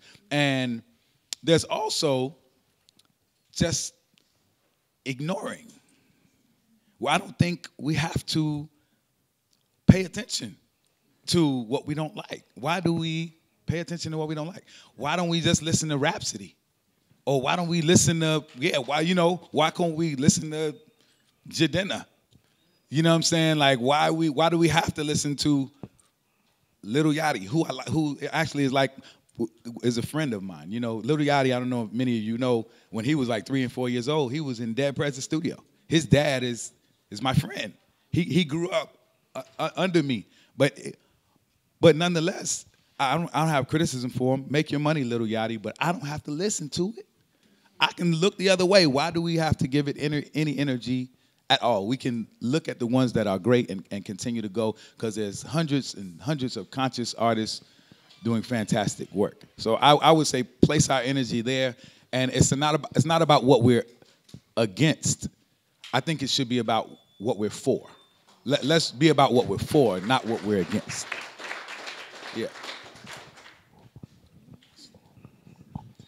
Okay, quickly, if you have a question, can you all raise your hands? Okay, I have 2, 3, 4. Okay. Wie was als eerst? I think the guy here with the hat. Yeah. Yeah. I have the same similar question as the queen over there. How can you make soulful music and not fall for the okie doke? Make what music? Soulful. Substance music. Substance. Yeah, and not fall for the okie doke. What is the okie doke? Before we go. What you was talking about, trap, garbage music without substance, without energy, without. Let me say again, I believe we fall to influence. I think we see that because this system rewards and gives accolades to people who do and say dumb things in order to give rise to capitalism, commercialism, and consumerism. They win accolades. They win shiny chains and Bentleys to drive and you know, pounds of weed in many people's eyes. Right. My point is that is the okie doke. You know, like the idea that in order to get that, we have to do the same thing. We fall under pressure or duress that says, damn, I can't beat them, so I got to join them. And I think that is the okie doke. We do not have to join. We can easily say, stick with your style. Stick with what you know best. Stick to your guns. And if your hunger for success or to have the same things that they have is that much, maybe we got to question what we're doing it for. Because if we're doing it only to get what they have, the accolades that they have, the cars and the jewelry and the rest. Because a lot of times that's what people see and say, well, why don't I have that? Because they're measuring success by those standards. You have to measure success by a whole nother standard. And that's the okie doke is here. That's where the okie doke is. So I say don't fall for the trick. You ain't got to be on the radio. You can have 1,000 followers and never be on the radio and exist on your own art. And never ever be on the radio. And exist, pay your rent, have all you need, pay for your kids, everything. Send them to school off just you. And you ain't even got to have no song on the radio or nothing. You can just be doing you. And that happens. That works. And that's your set of standards. And then you build that 1,000 to 10,000 to 20,000, 50,000, and then you're doing tours off your own strength and steam, not taking the okie doke. And you can then devise a future for yourself that doesn't include the BS that goes with it. Because, you know, it might look all good from the outside, but the okie doke really is the okie doke. Like, these artists end up owning being owned. Anybody know what happened to Lil Uzi Vert? You know? No? Well, Lil Uzi Vert put out some songs, man, and, you know, then he went on tour, and he never, ever paid any taxes. And you know, it got him stuck for a little while. Some of you may know, but Jay-Z bailed him out. He gave him a loan, and he was able to pay off some of the stuff that he owed to the label, the debt that he had to the label, so that he can now go back into the studio. They wouldn't grant him a new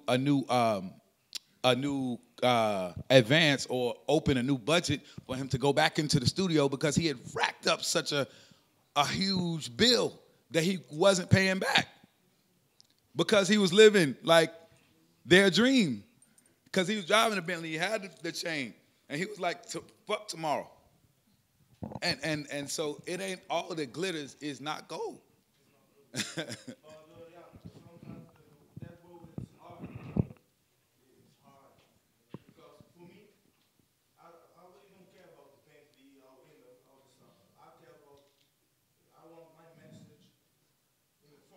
Right.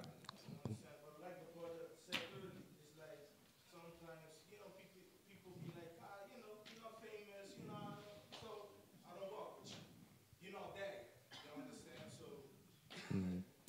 Well, look, Jay-Z will tell you himself that he went to every record label and they denied him. Every single one. And some of you know this story.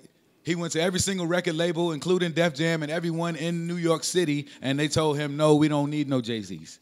And then what did Jay-Z do? They said, we can't rock with you because you're not famous. We can't rock with you. Same thing you just said. Well, what did Jay-Z do? He built his own stuff. Do it, man. You could do it. Your future is yours. It's in your own hands. Real talk. Believe in it. I believe in you. We believe in you. Word. If you can come to the front to the mic, then...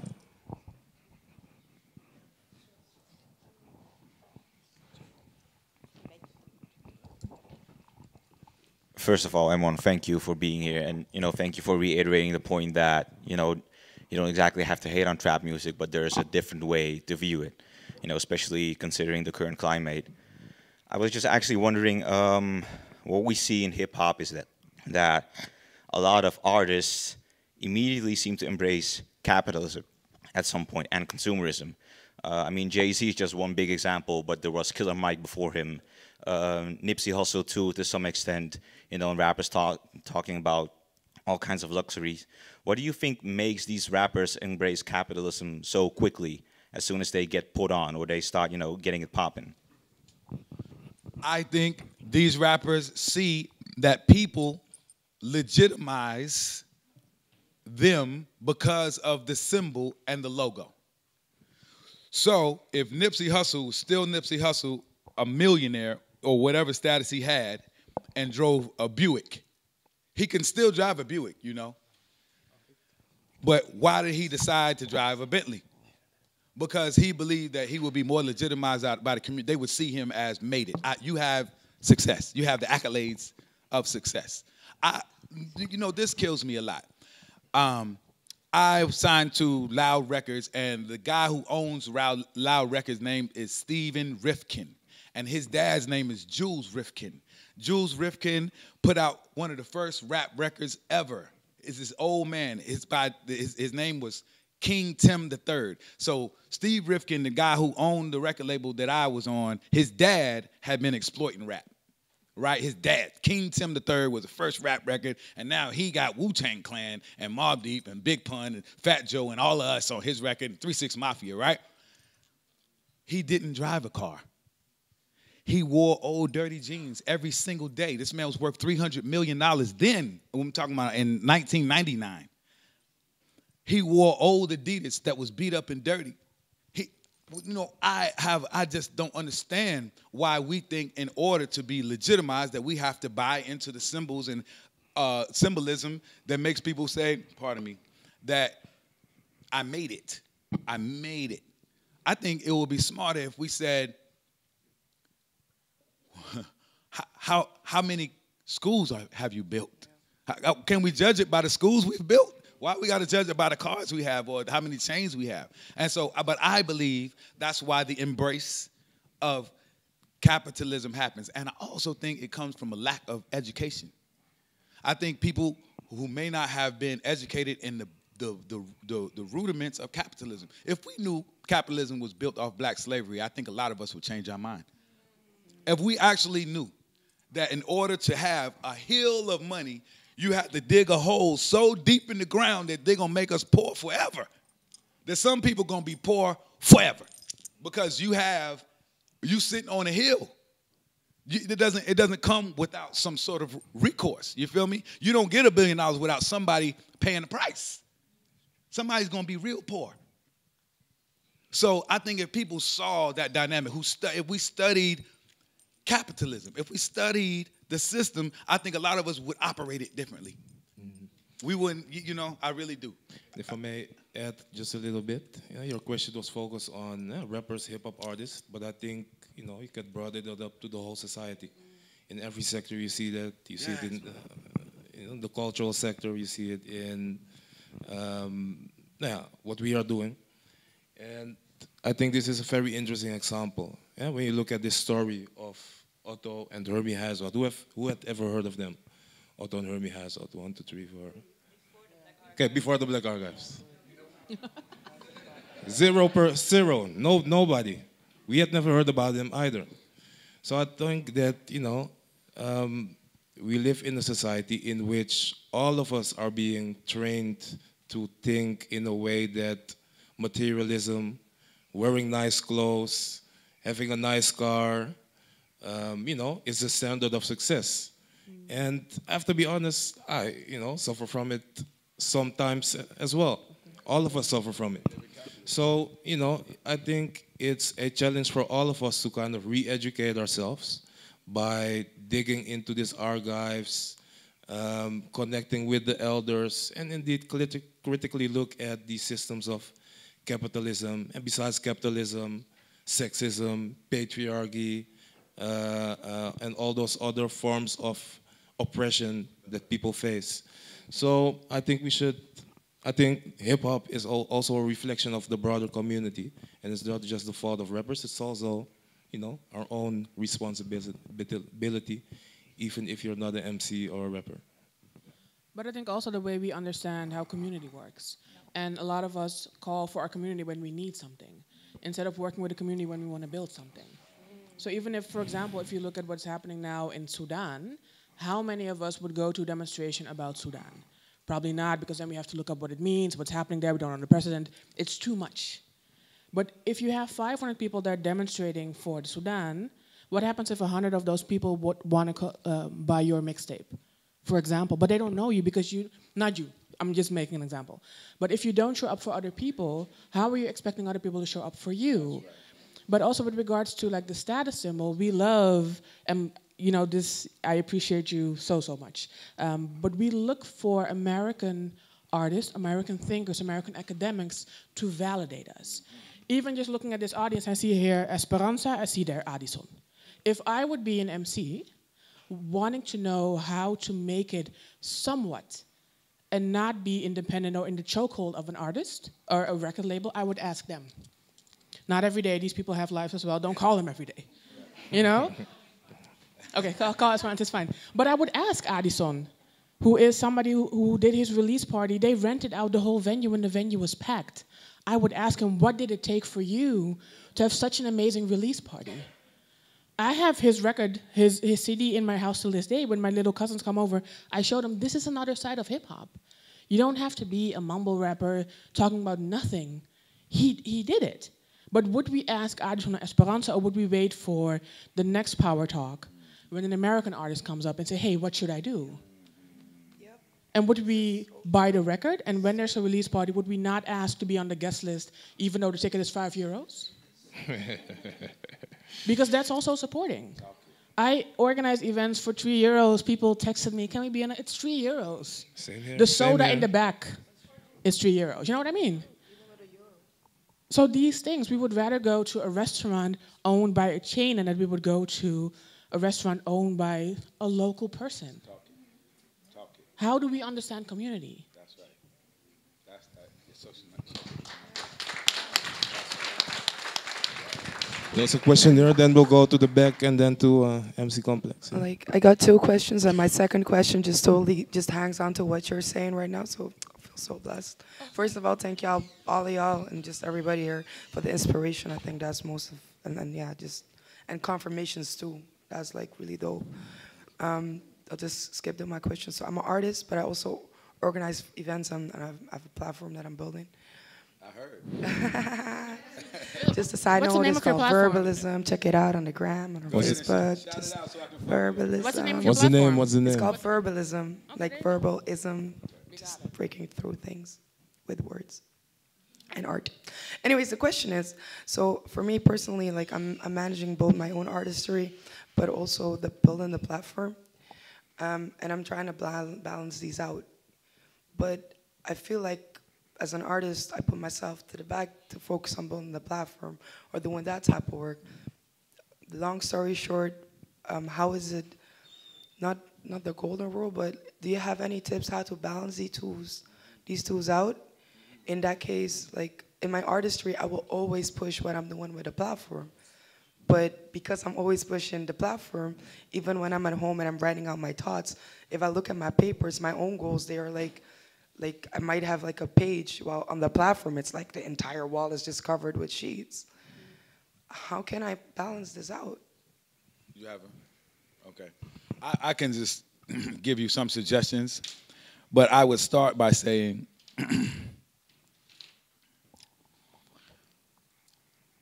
sometimes we try to do it all.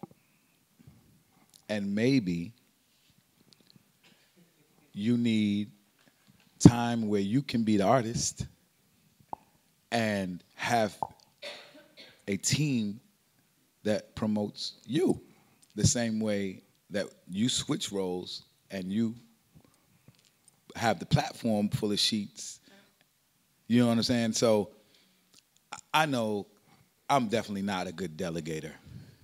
I try to do it all. I try to juggle 8 balls at one time.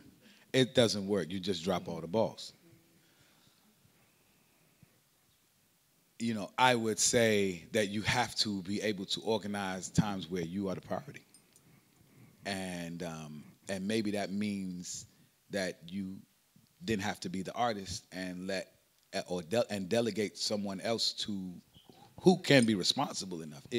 If you have those skilled people around you, hopefully you do, who can then help the platform run while you be who you need to be and develop who you need to be. And that's that's just one suggestion. I don't know. That's just a suggestion. And that like plays into my second question, which actually was my first.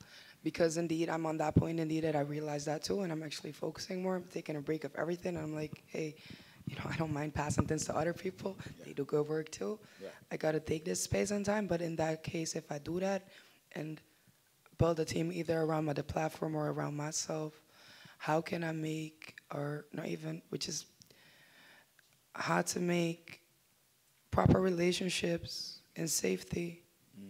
Because if we talk about music industry, me as a woman of color, me as a voluptuous woman of color, I get into certain situations. And I have a lot of people that come and sell great IDs. Yeah. But me as a Rotterdam mentality type of person, I don't go for IDs. But in that sense, how can I find that match, or what can guide me to that match except for talking to the ancestors? That's right. Because we need to create this in a safe way. Because if I can do that, I can pave that way for the people that I'm guiding in the platform. But I have no idea how I can pave that way in safety for my damn self. Since I'm doing it myself, I'm asking these same questions all the time. Right. I'm going to say this too, and I'm going to pass on. Maybe sis or brother has something to add to this. We got to begin to we got to dig into our community and give our people a chance. Now, we might get burnt at times, and I have. But we have to acknowledge the fact that if we let's start with small tasks.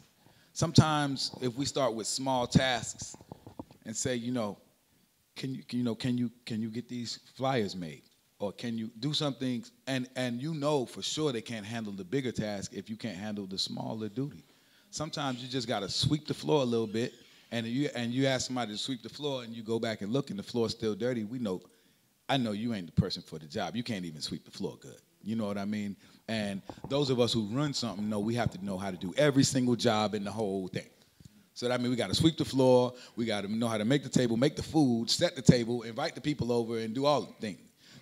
But again, maybe start in small increments by handing small tasks that if somebody does fumble the ball, it's not the end of your world. You know what I mean? And that way you build trust with other people. And when they come through, you can say, wow, you came through. I like you. Come closer. Come one step closer. And that's how you build team.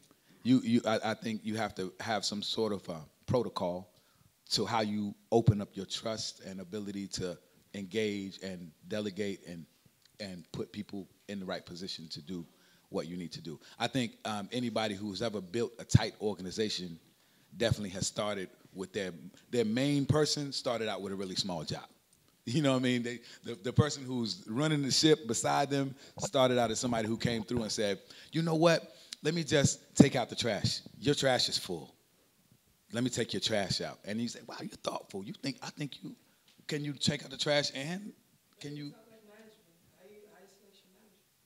How? You can't give your manager like a small task. Be like, hey, go and talk to me for that. It's already a big, massive task. Right. For me personally, I'm using my artistry. Well, maybe that's too big of a task. Maybe start with a smaller task than that. And maybe not people look at managers in a way, I've never really had a manager, ever. Why? Because I think of some people look at the title and they get power hungry. They're big-headed. I think we have to have team members, and if we see each other as team, it's that your manager truly is somebody who you employ. That you don't work for the manager works for you. So we have to kind of see how the relationship is actually governed, and trust is hard. I know that even a little bit of trust is hard these days, because once you get burnt, you don't ever want to do it again. And then we end up being, saying, I got to do it all myself. But look, everybody needs somebody. We all, it takes a team to do everything. Making a song, only Prince was played every instrument and sang the song. I don't know nobody else who did that. You know, Michael Jackson had writers, mixers, somebody teach him how to dance. Yes, somebody taught Michael Jackson how to dance. Anybody know Bob Fosse? You need to know he copied Bob Fosse. So yeah, like, you know, you gotta have a team. You know what I'm saying? And trust. I don't know. Start small. Yeah. I think with regard to safety and building a team, it's understanding when you delegate something, not everybody you work with has to be your friend. And I feel that we sometimes look too much. We can only move with people who we are friendly with. But I think if you look at the bigger picture, I cannot like you, but if we are struggling for the same thing, maybe not shoulder to shoulder, but you can be part of the same thing. So don't always maybe look for the person who would make you feel super comfortable. Maybe the person who makes you feel less comfortable is the one who has the big business advice. That's I feel. true and so true. So true. So true. Yeah, one small thing I can maybe add is I think it's a skill you can develop. I think it's something that a lot of people struggle with in all walks of life, how to delegate, especially when you're an entrepreneur. And it's really a skill, you know, that you can learn about. There are books written about it. Actually, yesterday, I was at the Brainworks Academy, which is organized by Kevin de Landamy, also one of the great, I think, Dutch MCs, Black Star. He set up a creative business academy, especially for people in the creative industry, because he sees how many people in this industry are just struggling with the exact questions that you just tried to pose. So I would suggest to you and everybody who may struggle with these issues to sign up for a workshop and maybe even the whole academy. So yeah, I'm looking at the clock. And I think we are supposed to wrap it up around 9-ish, looking at the people from HipHopHuis. So I think we have to, Sorry, can I add something? move towards the last two questions. I think you had a question, MC Complex had a question, and Simone still wanted to add something. I want to add because the Brainworks Academy is also something that costs money. So if you don't have the means, organize a group, organize a reading group, study movements. Then you will see that the mistakes that were made before, you don't have to make again. And then you also understand how many people it takes to make something. We look at the Million Man March and be like, oh, that is the one person who organized something. As if the one person gave out flyers to 1 million people, say, come to my march. You need to know how to organize. And I think need to know also that if you see it with our movements today in the Netherlands as well. Sometimes we don't move forward because the person who you could move forward with is the person you don't like. The person you want to look side eyes with. Difficult. Now you have to be online 24/7 trying to see if the person didn't write a story about you. You know what I mean? So it takes a lot of energy. You don't always have to get along on the same, I see Mitchell smiling. You don't always have to get along on the same page, but build. Look for people who want to build with you. That's it.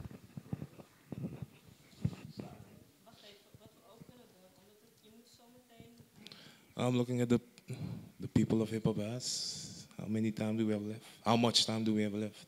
I also have to look at the energy right here because tomorrow we have a long day again. Because what I wanted to suggest is basically to collect all questions and then, you know, to have a bigger answer. Yeah. Right? Great suggestion. Yeah, post your question. Yeah. And if we can keep it short and to the point, then, you know. All right. Peace and blessings. If I'm correct, I heard you mention earlier on connecting hip-hop properly with African culture. Right? Can you specify that? And perhaps speak a little bit more about reclaiming African identity, spirituality, value system, you know, in order to express our hip-hop and our music in general. Actually, I got some good news. We're supposed to wrap it up around 9:30, but that included, you know, just relax and hang out afterwards. So maybe we can continue for about 15 minutes and then. 15 minutes. I'm still going to collect 2 more questions Yeah. to save some energy. Yeah.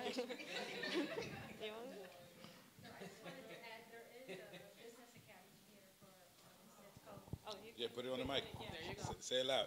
Okay, well, House of Knowledge, but she knows this. I don't. That's why I was like, child. No. We just spoke about it, so we're gonna be good. I was gonna grab her by the neck at the end of the show. So thank you. No. Can you please promote it? Let's talk about House of Knowledge, or does everybody already know? No, it's fairly new. Say the words. Let her kind of. She knows she has to guard the mic. Let everybody else know.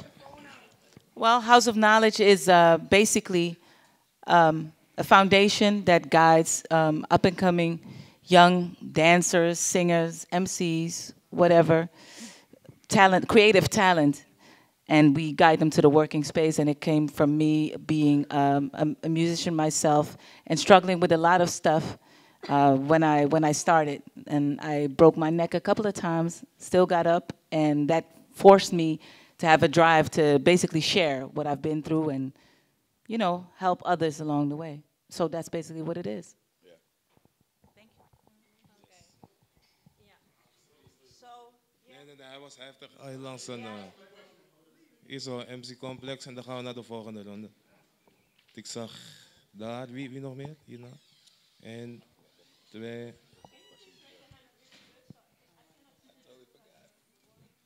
One, two, three. Okay. Yeah. I'll answer it. I'll answer it. We're collecting 3 questions, then we'll all. Yeah. That's all right. Yeah, there was so much already discussed, so wanted to interact in a bunch of stuff, but anyway. No, so I think my question is in the same line as the brother here who asked, so, you know, there's a couple of things I need to mention, preference the question. In one hand, we're talking a little bit down on the younger generation, bringing their music, what they bringing, you know what I'm saying? Because, you know, the trap music or whatnot, the music that's alive now, you know what I'm saying? It's from the hood still, you know? I'm an older generation as well, so I might not, I'm where you at, you know what I mean? But I still can't look at the younger generation and totally dismiss what they're about and what they're doing. Because the energy is still coming from the gutter, and they live in that street life, you know what I'm saying? There's not a lot of people out here that really come from that street life, you know what I'm saying? There's more educated people out here. They're not the kids that I speak to and try to teach in the prisons, you know what I'm saying? They're really doing it. But the thing is, our communities now are, in a lot of our communities, it's so much sickness within our family structures that, you know, these Willie Lynch letters and everything you said, Jim Crow, it's affected a lot of people. A lot of people are on drugs. Brothers like Jay-Z, they made it out, but they from that gutter as well, you know what I mean? In one sense, they are an example of somebody that made it, that was self-actualization, you know what I'm saying? Independent, but he's still under the pyramid. So I understand that. But for a lot of the brothers in the hood, it's an example. For the extension of the question is, if we have to come to a certain moral standard of community and sharing each other and supporting each other, I see a lot of times that it didn't work, it doesn't work. People backstab each other, people disappoint each other. You know, a lot of organizations have been crushed by the man, you know, Black Panther Party as well, you know. But how do we come together? Under what umbrella could we come together to make this community a real community? You know what I'm saying? That's the question. He's saying, what African moral system is it? Is it an African moral system? What do we need that? That's my question to basically everybody. But if we come together, because there's a lot of organizations, we could support each other. You know, on my platform, I used to stand with all the flyers of all the parties of the week coming and promote it. But it's not people doing that. So how do we come together and build under one umbrella? That's my question. I got you. So what I suggest for you to answer these 2 questions, and then afterwards I will collect the last 3 questions and then have another answer. I'm going to start, and I think we can all speak to this. But I think both of you ask really great questions, and I think they can be kind of combined in a way. One is I definitely don't want to speak in a condescending tone to trap music. And I'm here to say that there is trap music that I listen to. Shoot, if you listen to our last album, me and Bono, I literally made like 4 tracks on it. Really, we produced in the exact same vibration of trap music, but spoke on a different vibration on top of that music, right? I'm not trying to say it was the best songs in the world. Maybe they weren't. I don't always make a hit song, but I do. My point is, I do have some regard for that vibration, right? So I'm definitely not speaking down to it. Yeah, it happens.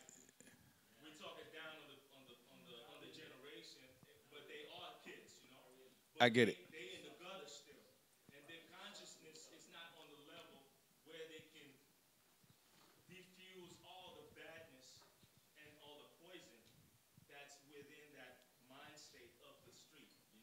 I got you.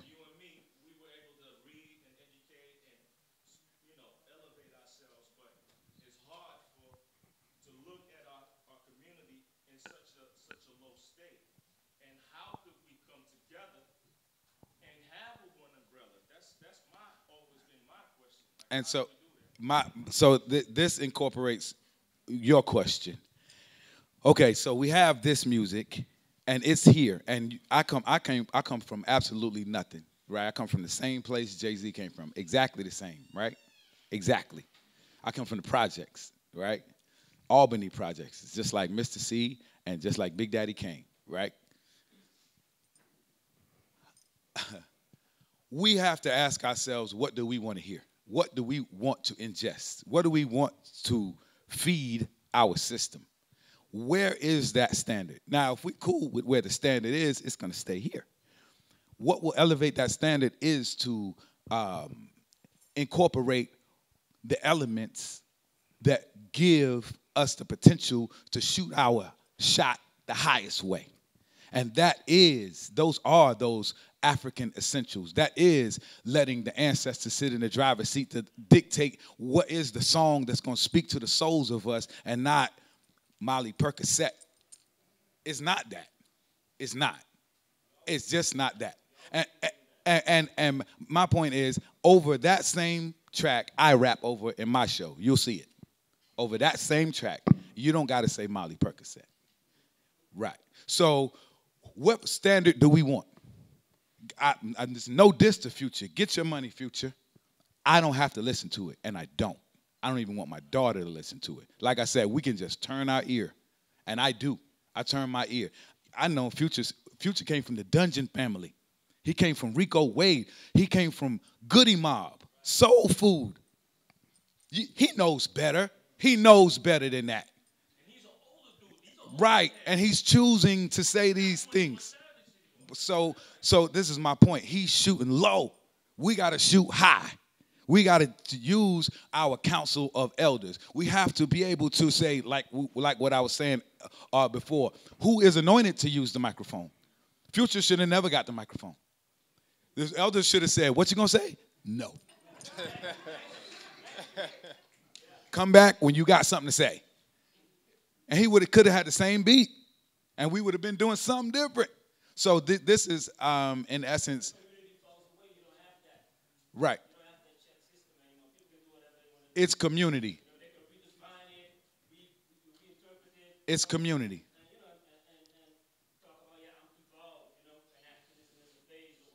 Right. Right. And again, community keeps us in check. Community keeps us in check. The same elders that are in position that they are in, we still got to come back to that same community and check ourselves at the end. So when Future come back to his community, somebody got to smack that fool and say, what are you doing? What are you doing? You still a member of our community. I'm not saying kill him. I'm saying smack him.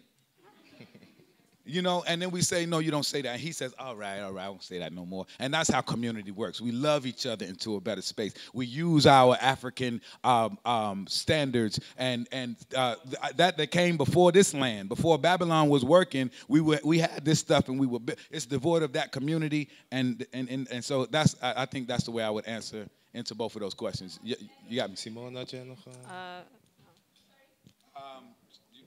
I don't know who some... Wel, je hoeft niet hoor, het opstaan.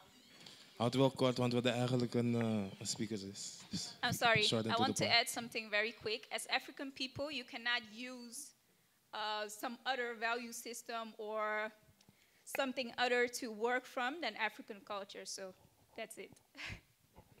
And I... We're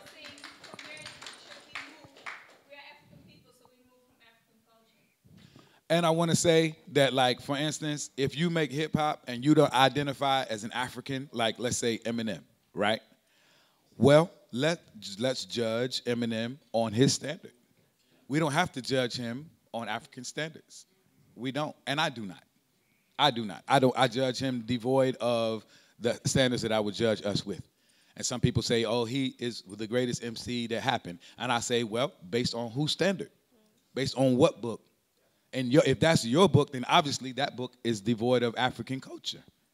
And that's cool if that's your book. That's just not my book. So, you know, some of you may have seen this list of 50 greatest MCs that came out, and everybody remixed it their own way. I would definitely have a different remix that would include African values, you know. All right. I'm going to collect the 3 last questions for now. Yes. Well, I'm going to explain it another time. First, I'm going to collect all the questions, and then he's going to answer, because it will take lesser time and energy. I understand. Yes. We saw it, but so move that way. Yeah. And now you have the last question. So that's a big honor, and, you know, weight on your shoulder. I'm also going to explain another rule that I have. There is a different reason how men take a lot of space. I have heard a lot of men talking. That's why I gave this woman first the mic. So, just quickly, yeah. Just to explain why I'm doing this. Thank you. And I respect that. What's good, M1? I have a quick question.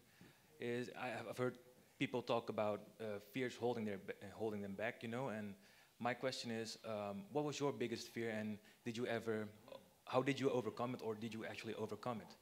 And what did you do to make that happen? My biggest fear was not. There.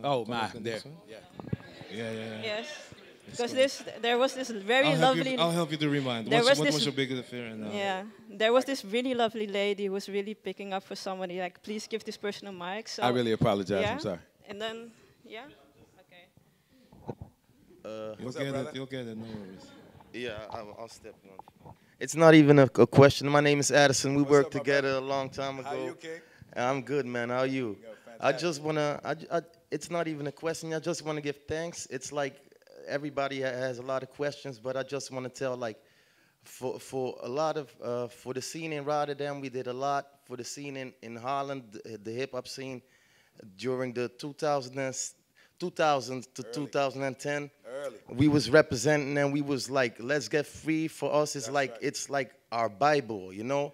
And I just wanted to say, I just wanted to thank you, because for me, hip hop is like, it's not like hip hop is religion, right?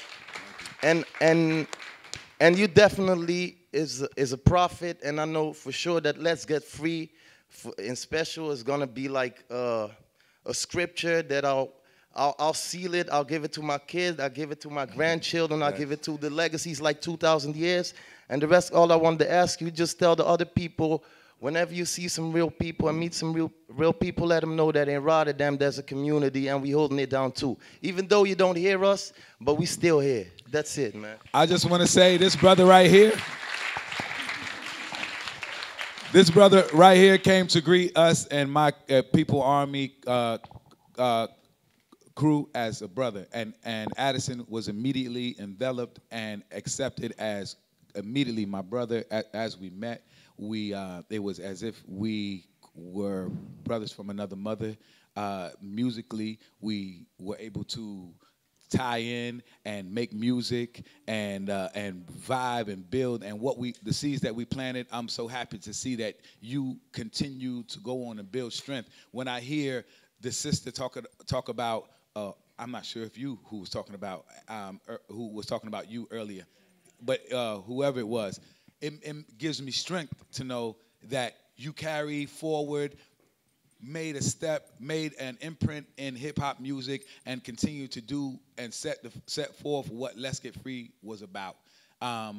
We didn't make it for self-aggrandization or ego. We made it so that we could say, hey, and see if we could hear somebody go, hey, and you did. And thank you, thank you. That meant a lot to me. That meant a lot to me. Yeah. So I just want to quickly ask you, do you want to share your name? No, you. Yes. My name, Yvette Anthony. Okay, so thank you so much because she really was here to make this audience to feel like a community and looking out for everybody. So thank you. Okay. Yeah. So this is just one more question. Respect to the elders. First of all, thank you for your attention. Thank you for your education you bring in to us, and that's very great. And I have one quick question. There are a lot of companies who exploiting hip-hop culture in the marketing purposes, and there are even complete songs about the certain brands or something. So what do you think? Is it destroying the culture, or it is supporting the culture because they pay money to the artists so they can complete doing the art, and also it brings attention to the hip-hop culture? So what's the impact of those things? What do you think? Thank you. So are we going to go with those two questions? Yeah. Okay, I'm going to start with okay. If it's okay, is it okay? She's the boss. Okay, Ladies so we have 50 minutes. You're okay with that? Yeah. Okay. Okay. Well, we also have tomorrow. Tomorrow, eh? Melkweg, Amsterdam. We've got the discount for people coming from Rotterdam. So if you really want to ask the question, come tomorrow, and we'll stick around for a few minutes. So let's questions and then. I want to say this to you, brother. My fears. You know, we, meaning my partner and myself, we came to hip hop with culture in order to achieve a goal. Now, that goal definitely was not to make money or sell a lot of albums or achieve celebrity, or it was completely selfless. My fear, my biggest fear, actually, is not being free in my lifetime. I only make this music to assist in the process of liberation for me and our people. And my biggest fear is that we will go on for however long we have to go on before we don't get it. You know, I understand that just by changing something as simple as our mind, tomorrow, this could be a new place. Tomorrow, if we simply changed our mind, we don't have to actually do a whole lot. One decision in our brain will actualize a lot of difference for us economically. Even you know, the reason why I don't vote is because there is not a unity amongst will and action amongst our people, because there's no way to vote for freedom. There's no actual way to vote for freedom. It can happen, but we haven't devised it. We haven't become cunning enough to devise this way to put liberation on our daily platform. And to me, dying inside oppression has become the thing that I fear the most. And the only reason why I rap is to be free. I mean, as much as I love the art form, I'm not just doing it because I love words. I'm really doing it because the words have to matter. Because I want to be able to talk to another African that says, I heard what you said, and you know what? I found out that if we go over here, it's that, and we got power. And so I'm looking for that. I'm looking for the missing link, and I haven't found it. And that to me is the most frustrating aspect of what we have. You know, so you know, this has and always will be my #1 goal around it, and it doesn't even have to be inside hip hop. You know, my heroes are Thomas Sankara and Sekou Toure and Kwame Nkrumah, and you know, I don't gotta rap. I just want to be free. I really just want to be free, because after that we can have self-determination and do everything else we want to do in life. I can sit under a tree and learn how to play the guitar. You know what I mean? I get deep. I have to tell you, I fell into deep depression around not achieving certain goals in my lifetime, because when I started to have children, they began to be born into oppression. When I was running around making Let's Get Free, I didn't have no kids, and so I was thinking about freedom kind of in selfish terms, because I knew that I could carry myself toward the goal. I saw us in a real way. You know, Kwame Nkrumah came from Ghana, went to Lincoln University in the United States, and went back and became the president of Ghana and liberated Ghana. I felt like we can do it, but I haven't seen it. It's not Obama. You understand? That was, you know what I'm saying? But people actually, you know, through this kind of false understanding of politics, that they think that's liberation. Some people have thought that's liberation. You know, many people in the United States thought that having a black president was the end all, be all of a lot of things. I know some of you know that. Obama's worse than Trump. Tell me if I'm lying. He deported way more Mexicans than Trump can even think about. Way more. He supported the same wall, the same exact wall. Trump just doing other things that have already been in place. So again, like, I'm not fooled by it all, but my fear is that we die under oppression. And maybe that's not what every MC thinks, but that's why I'm not just an MC, you know? And so to that end, hip hop has been co-opted by capitalism long ago. The owners of music are corporations. Sony, which makes products, you know, Seagram's, Vivendi, these people make drinks, they make liquor, they make appliances. Music is a write-off. Music is the PR for the products. So when that started happening, I completely divested from what was the hip hop scene. This is when the independence for me began completely, because of course I don't want to be on Sony. You know, I ended up on that plantation by accident in the first place, only because they bought the other plantation that I was on. Literally, Sony bought Loud Records and I ended up on a plantation. Caught up, like, oh my God. And so I had to fight my way up the plantation in order to see that, damn, they're slinging washing machines and clock radios, and that's their main job. And what we're doing is being the spokespeople for that. And so, is that a problem for me? Hell yeah. You know, hell yeah. How do we become devoid of it? That's how people get, you know, people talk about get the bag. That is the bag. We got to sew our own bag. We can't go get somebody's bag. You make your bag. You know what I mean? They talking about getting a check from someone else, writing them something so that they can perform services, goods and services. I don't want to do goods and services for a company whose intention is to be a capitalist you know, you get it. And so, you know, that's our reality when we look at music today. It is a commercial advertisement for material things. And we have to be clear of it when we hear the radio and the ads and commercials that play between them. And we also got to be clear on that when we choose our favorite artists, because if they're conscious of it, then we are. That's why it's great to hear people who can divorce themselves from this kind of capitalist notion. It's very few and very rare, but there are artists who are conscious, self-conscious of that fact, who don't want to be used and don't want to be pawns. Miss Lauryn Hill is one of those people.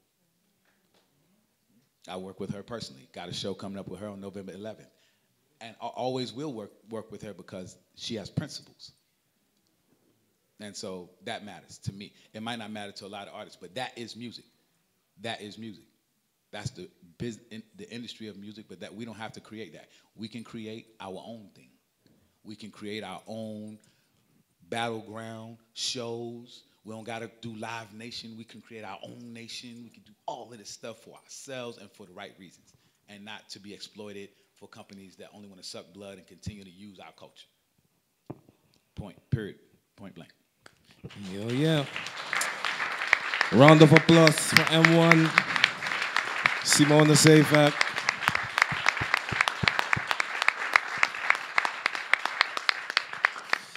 I hope I see you all tomorrow. Can you guys make it down to the other discussion? Anybody can anybody come? Sold out. Oh, it's out. No. Today was sold out. Tomorrow there's still space. Still space. Okay.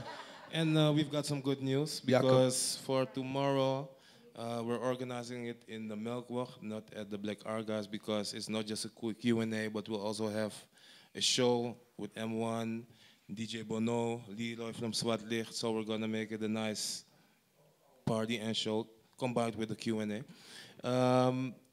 And especially for the people in Rotterdam, because it's a long way all the way to Amsterdam. Come on. No. Come on. And it costs a little bit, so we can give you a discount if you go to the website. Use the code HipHopHuis with capital H 3 times. So HipHopHuis, capital H 3 times, and then you get 50% off. So I hope to see all of you there. I think it was a very inspiring, thought-provoking gathering we had today. I think it's a very good step forward towards building community with hip-hop, across hip-hop, between Amsterdam and Rotterdam. And I'm sure that we will continue to build. And we've been talking about supporting each other, support your locals. So what we're gonna do is show the work of one of my favorite local artists, Brian Elsak. He made a great video based on the track Gunshot of Zwartlicht. It premiered, I think, 2 days ago at the CBK Gallery in Amsterdam Southeast.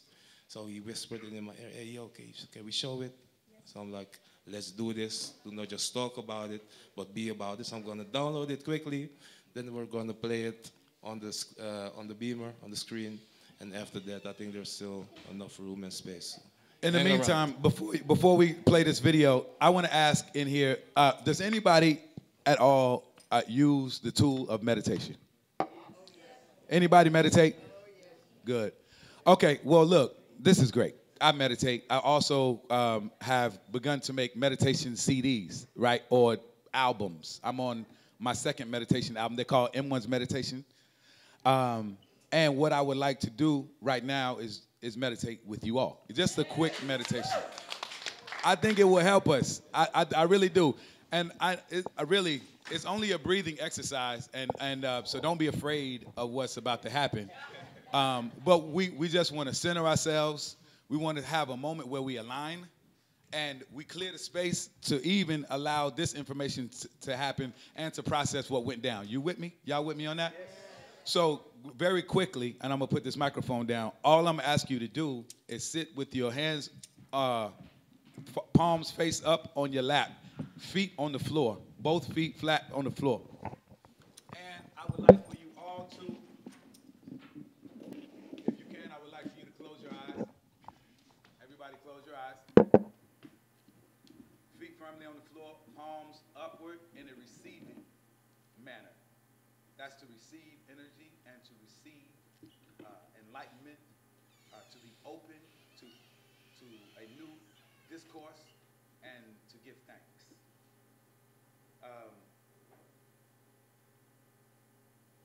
I want us to start by being present and acknowledging our presence here right now. Be present, don't be anywhere else.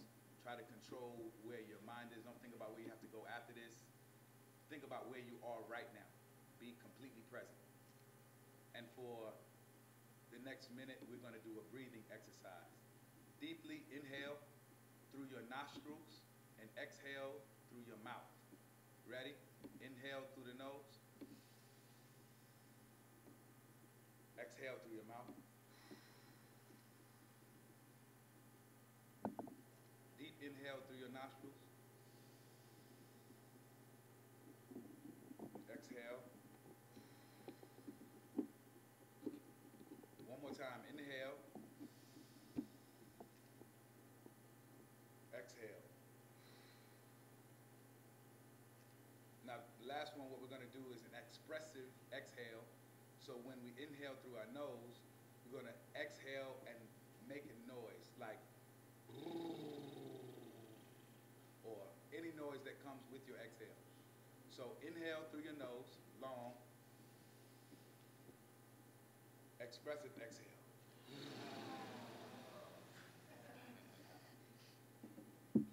That's it. Thank you.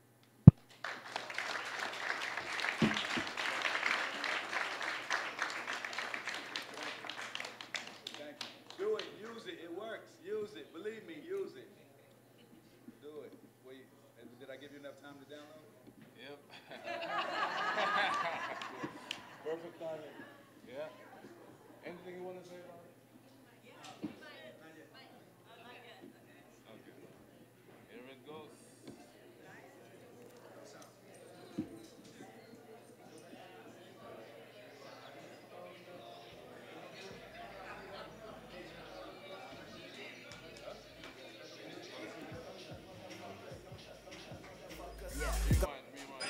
Religion teaches us to be intelligent, be peaceful, be courteous, obey the law, respect everyone.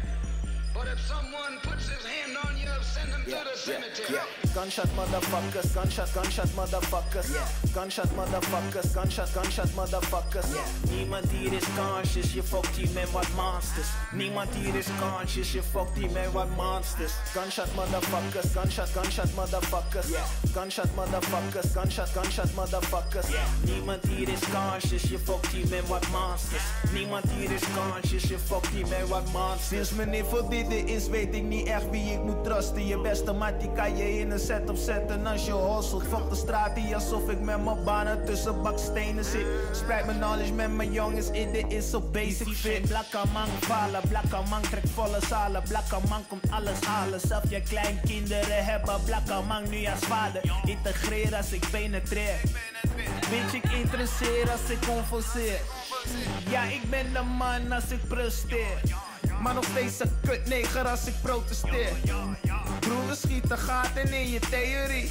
En met dat klikklakken schrijf ik heel je history. Gunshot motherfuckers, gunshot motherfuckers. Gunshot motherfuckers, gunshot motherfuckers. Niemand hier is conscious, je fokt hier met wat monsters. Niemand hier is conscious, je fokt hier met wat monsters. Gunshot motherfuckers, gunshot motherfuckers. Gunshot motherfuckers, gunshot motherfuckers. Niemand hier is conscious, je fokt hier met wat monsters. Niemand hier is conscious, je fokt hier met wat monsters. Gunshot motherfuckers, oké. Nooit geschoten, is altijd Mr. Swell en schiet ik ook mee. Ik heb een strep en 9 kogels, wie zou ik knallen? Ik kan ook teruggaan in de tijd, dus wie zou er vallen? 9 los ik in de lucht, maar hey, dat is best wel liefjes. Of ik kan een hoofdpersoon gaan vinden en clipjes schieten. De eerstvolgende die ligt is J. Edgar Hoover. Daarna ga ik voor het hart van Martin Luther shooten. Daarna pak ik Malcolm X en 3 valse broeders. Je brown skip maakt niet per se van elke broer een broeder. Ik heb er 4 over, maar ik kan geen bullets sparen. Dus ik reserveer er eentje maar voor Marvin Gaye's vader. Ik zorg ervoor dat je jezelf dan niet kan uitbreiden. Ik hier die skinheads snel voor Kevin Duinmeijer. Ik pop mijn giel eruit, want zijn bloed stond zo zuiver. En die laatste 2 kogels los, Lee en het refreintje. Gunshot motherfuckers, gunshot motherfuckers. Gunshot motherfuckers, gunshot motherfuckers. Niemand hier is conscious, je fokt hier met wat monsters. Niemand hier is conscious, je fokt hier met wat monsters. Gunshot motherfuckers, gunshot motherfuckers. Gunshot motherfuckers, gunshot motherfuckers. Niemand hier is conscious, je fokt hier met wat monsters. Niemand hier is conscious, je fokt hier met wat monsters.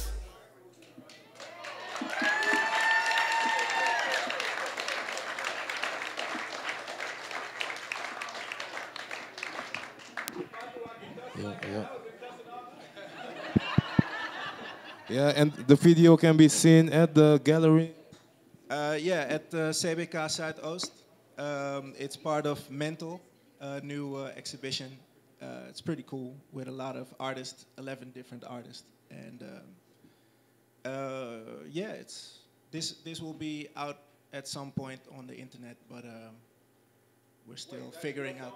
No. It's a song of a rap group that actually talks about stuff in the Netherlands and that is popular. So, but I did the video. I did the video. Thank you.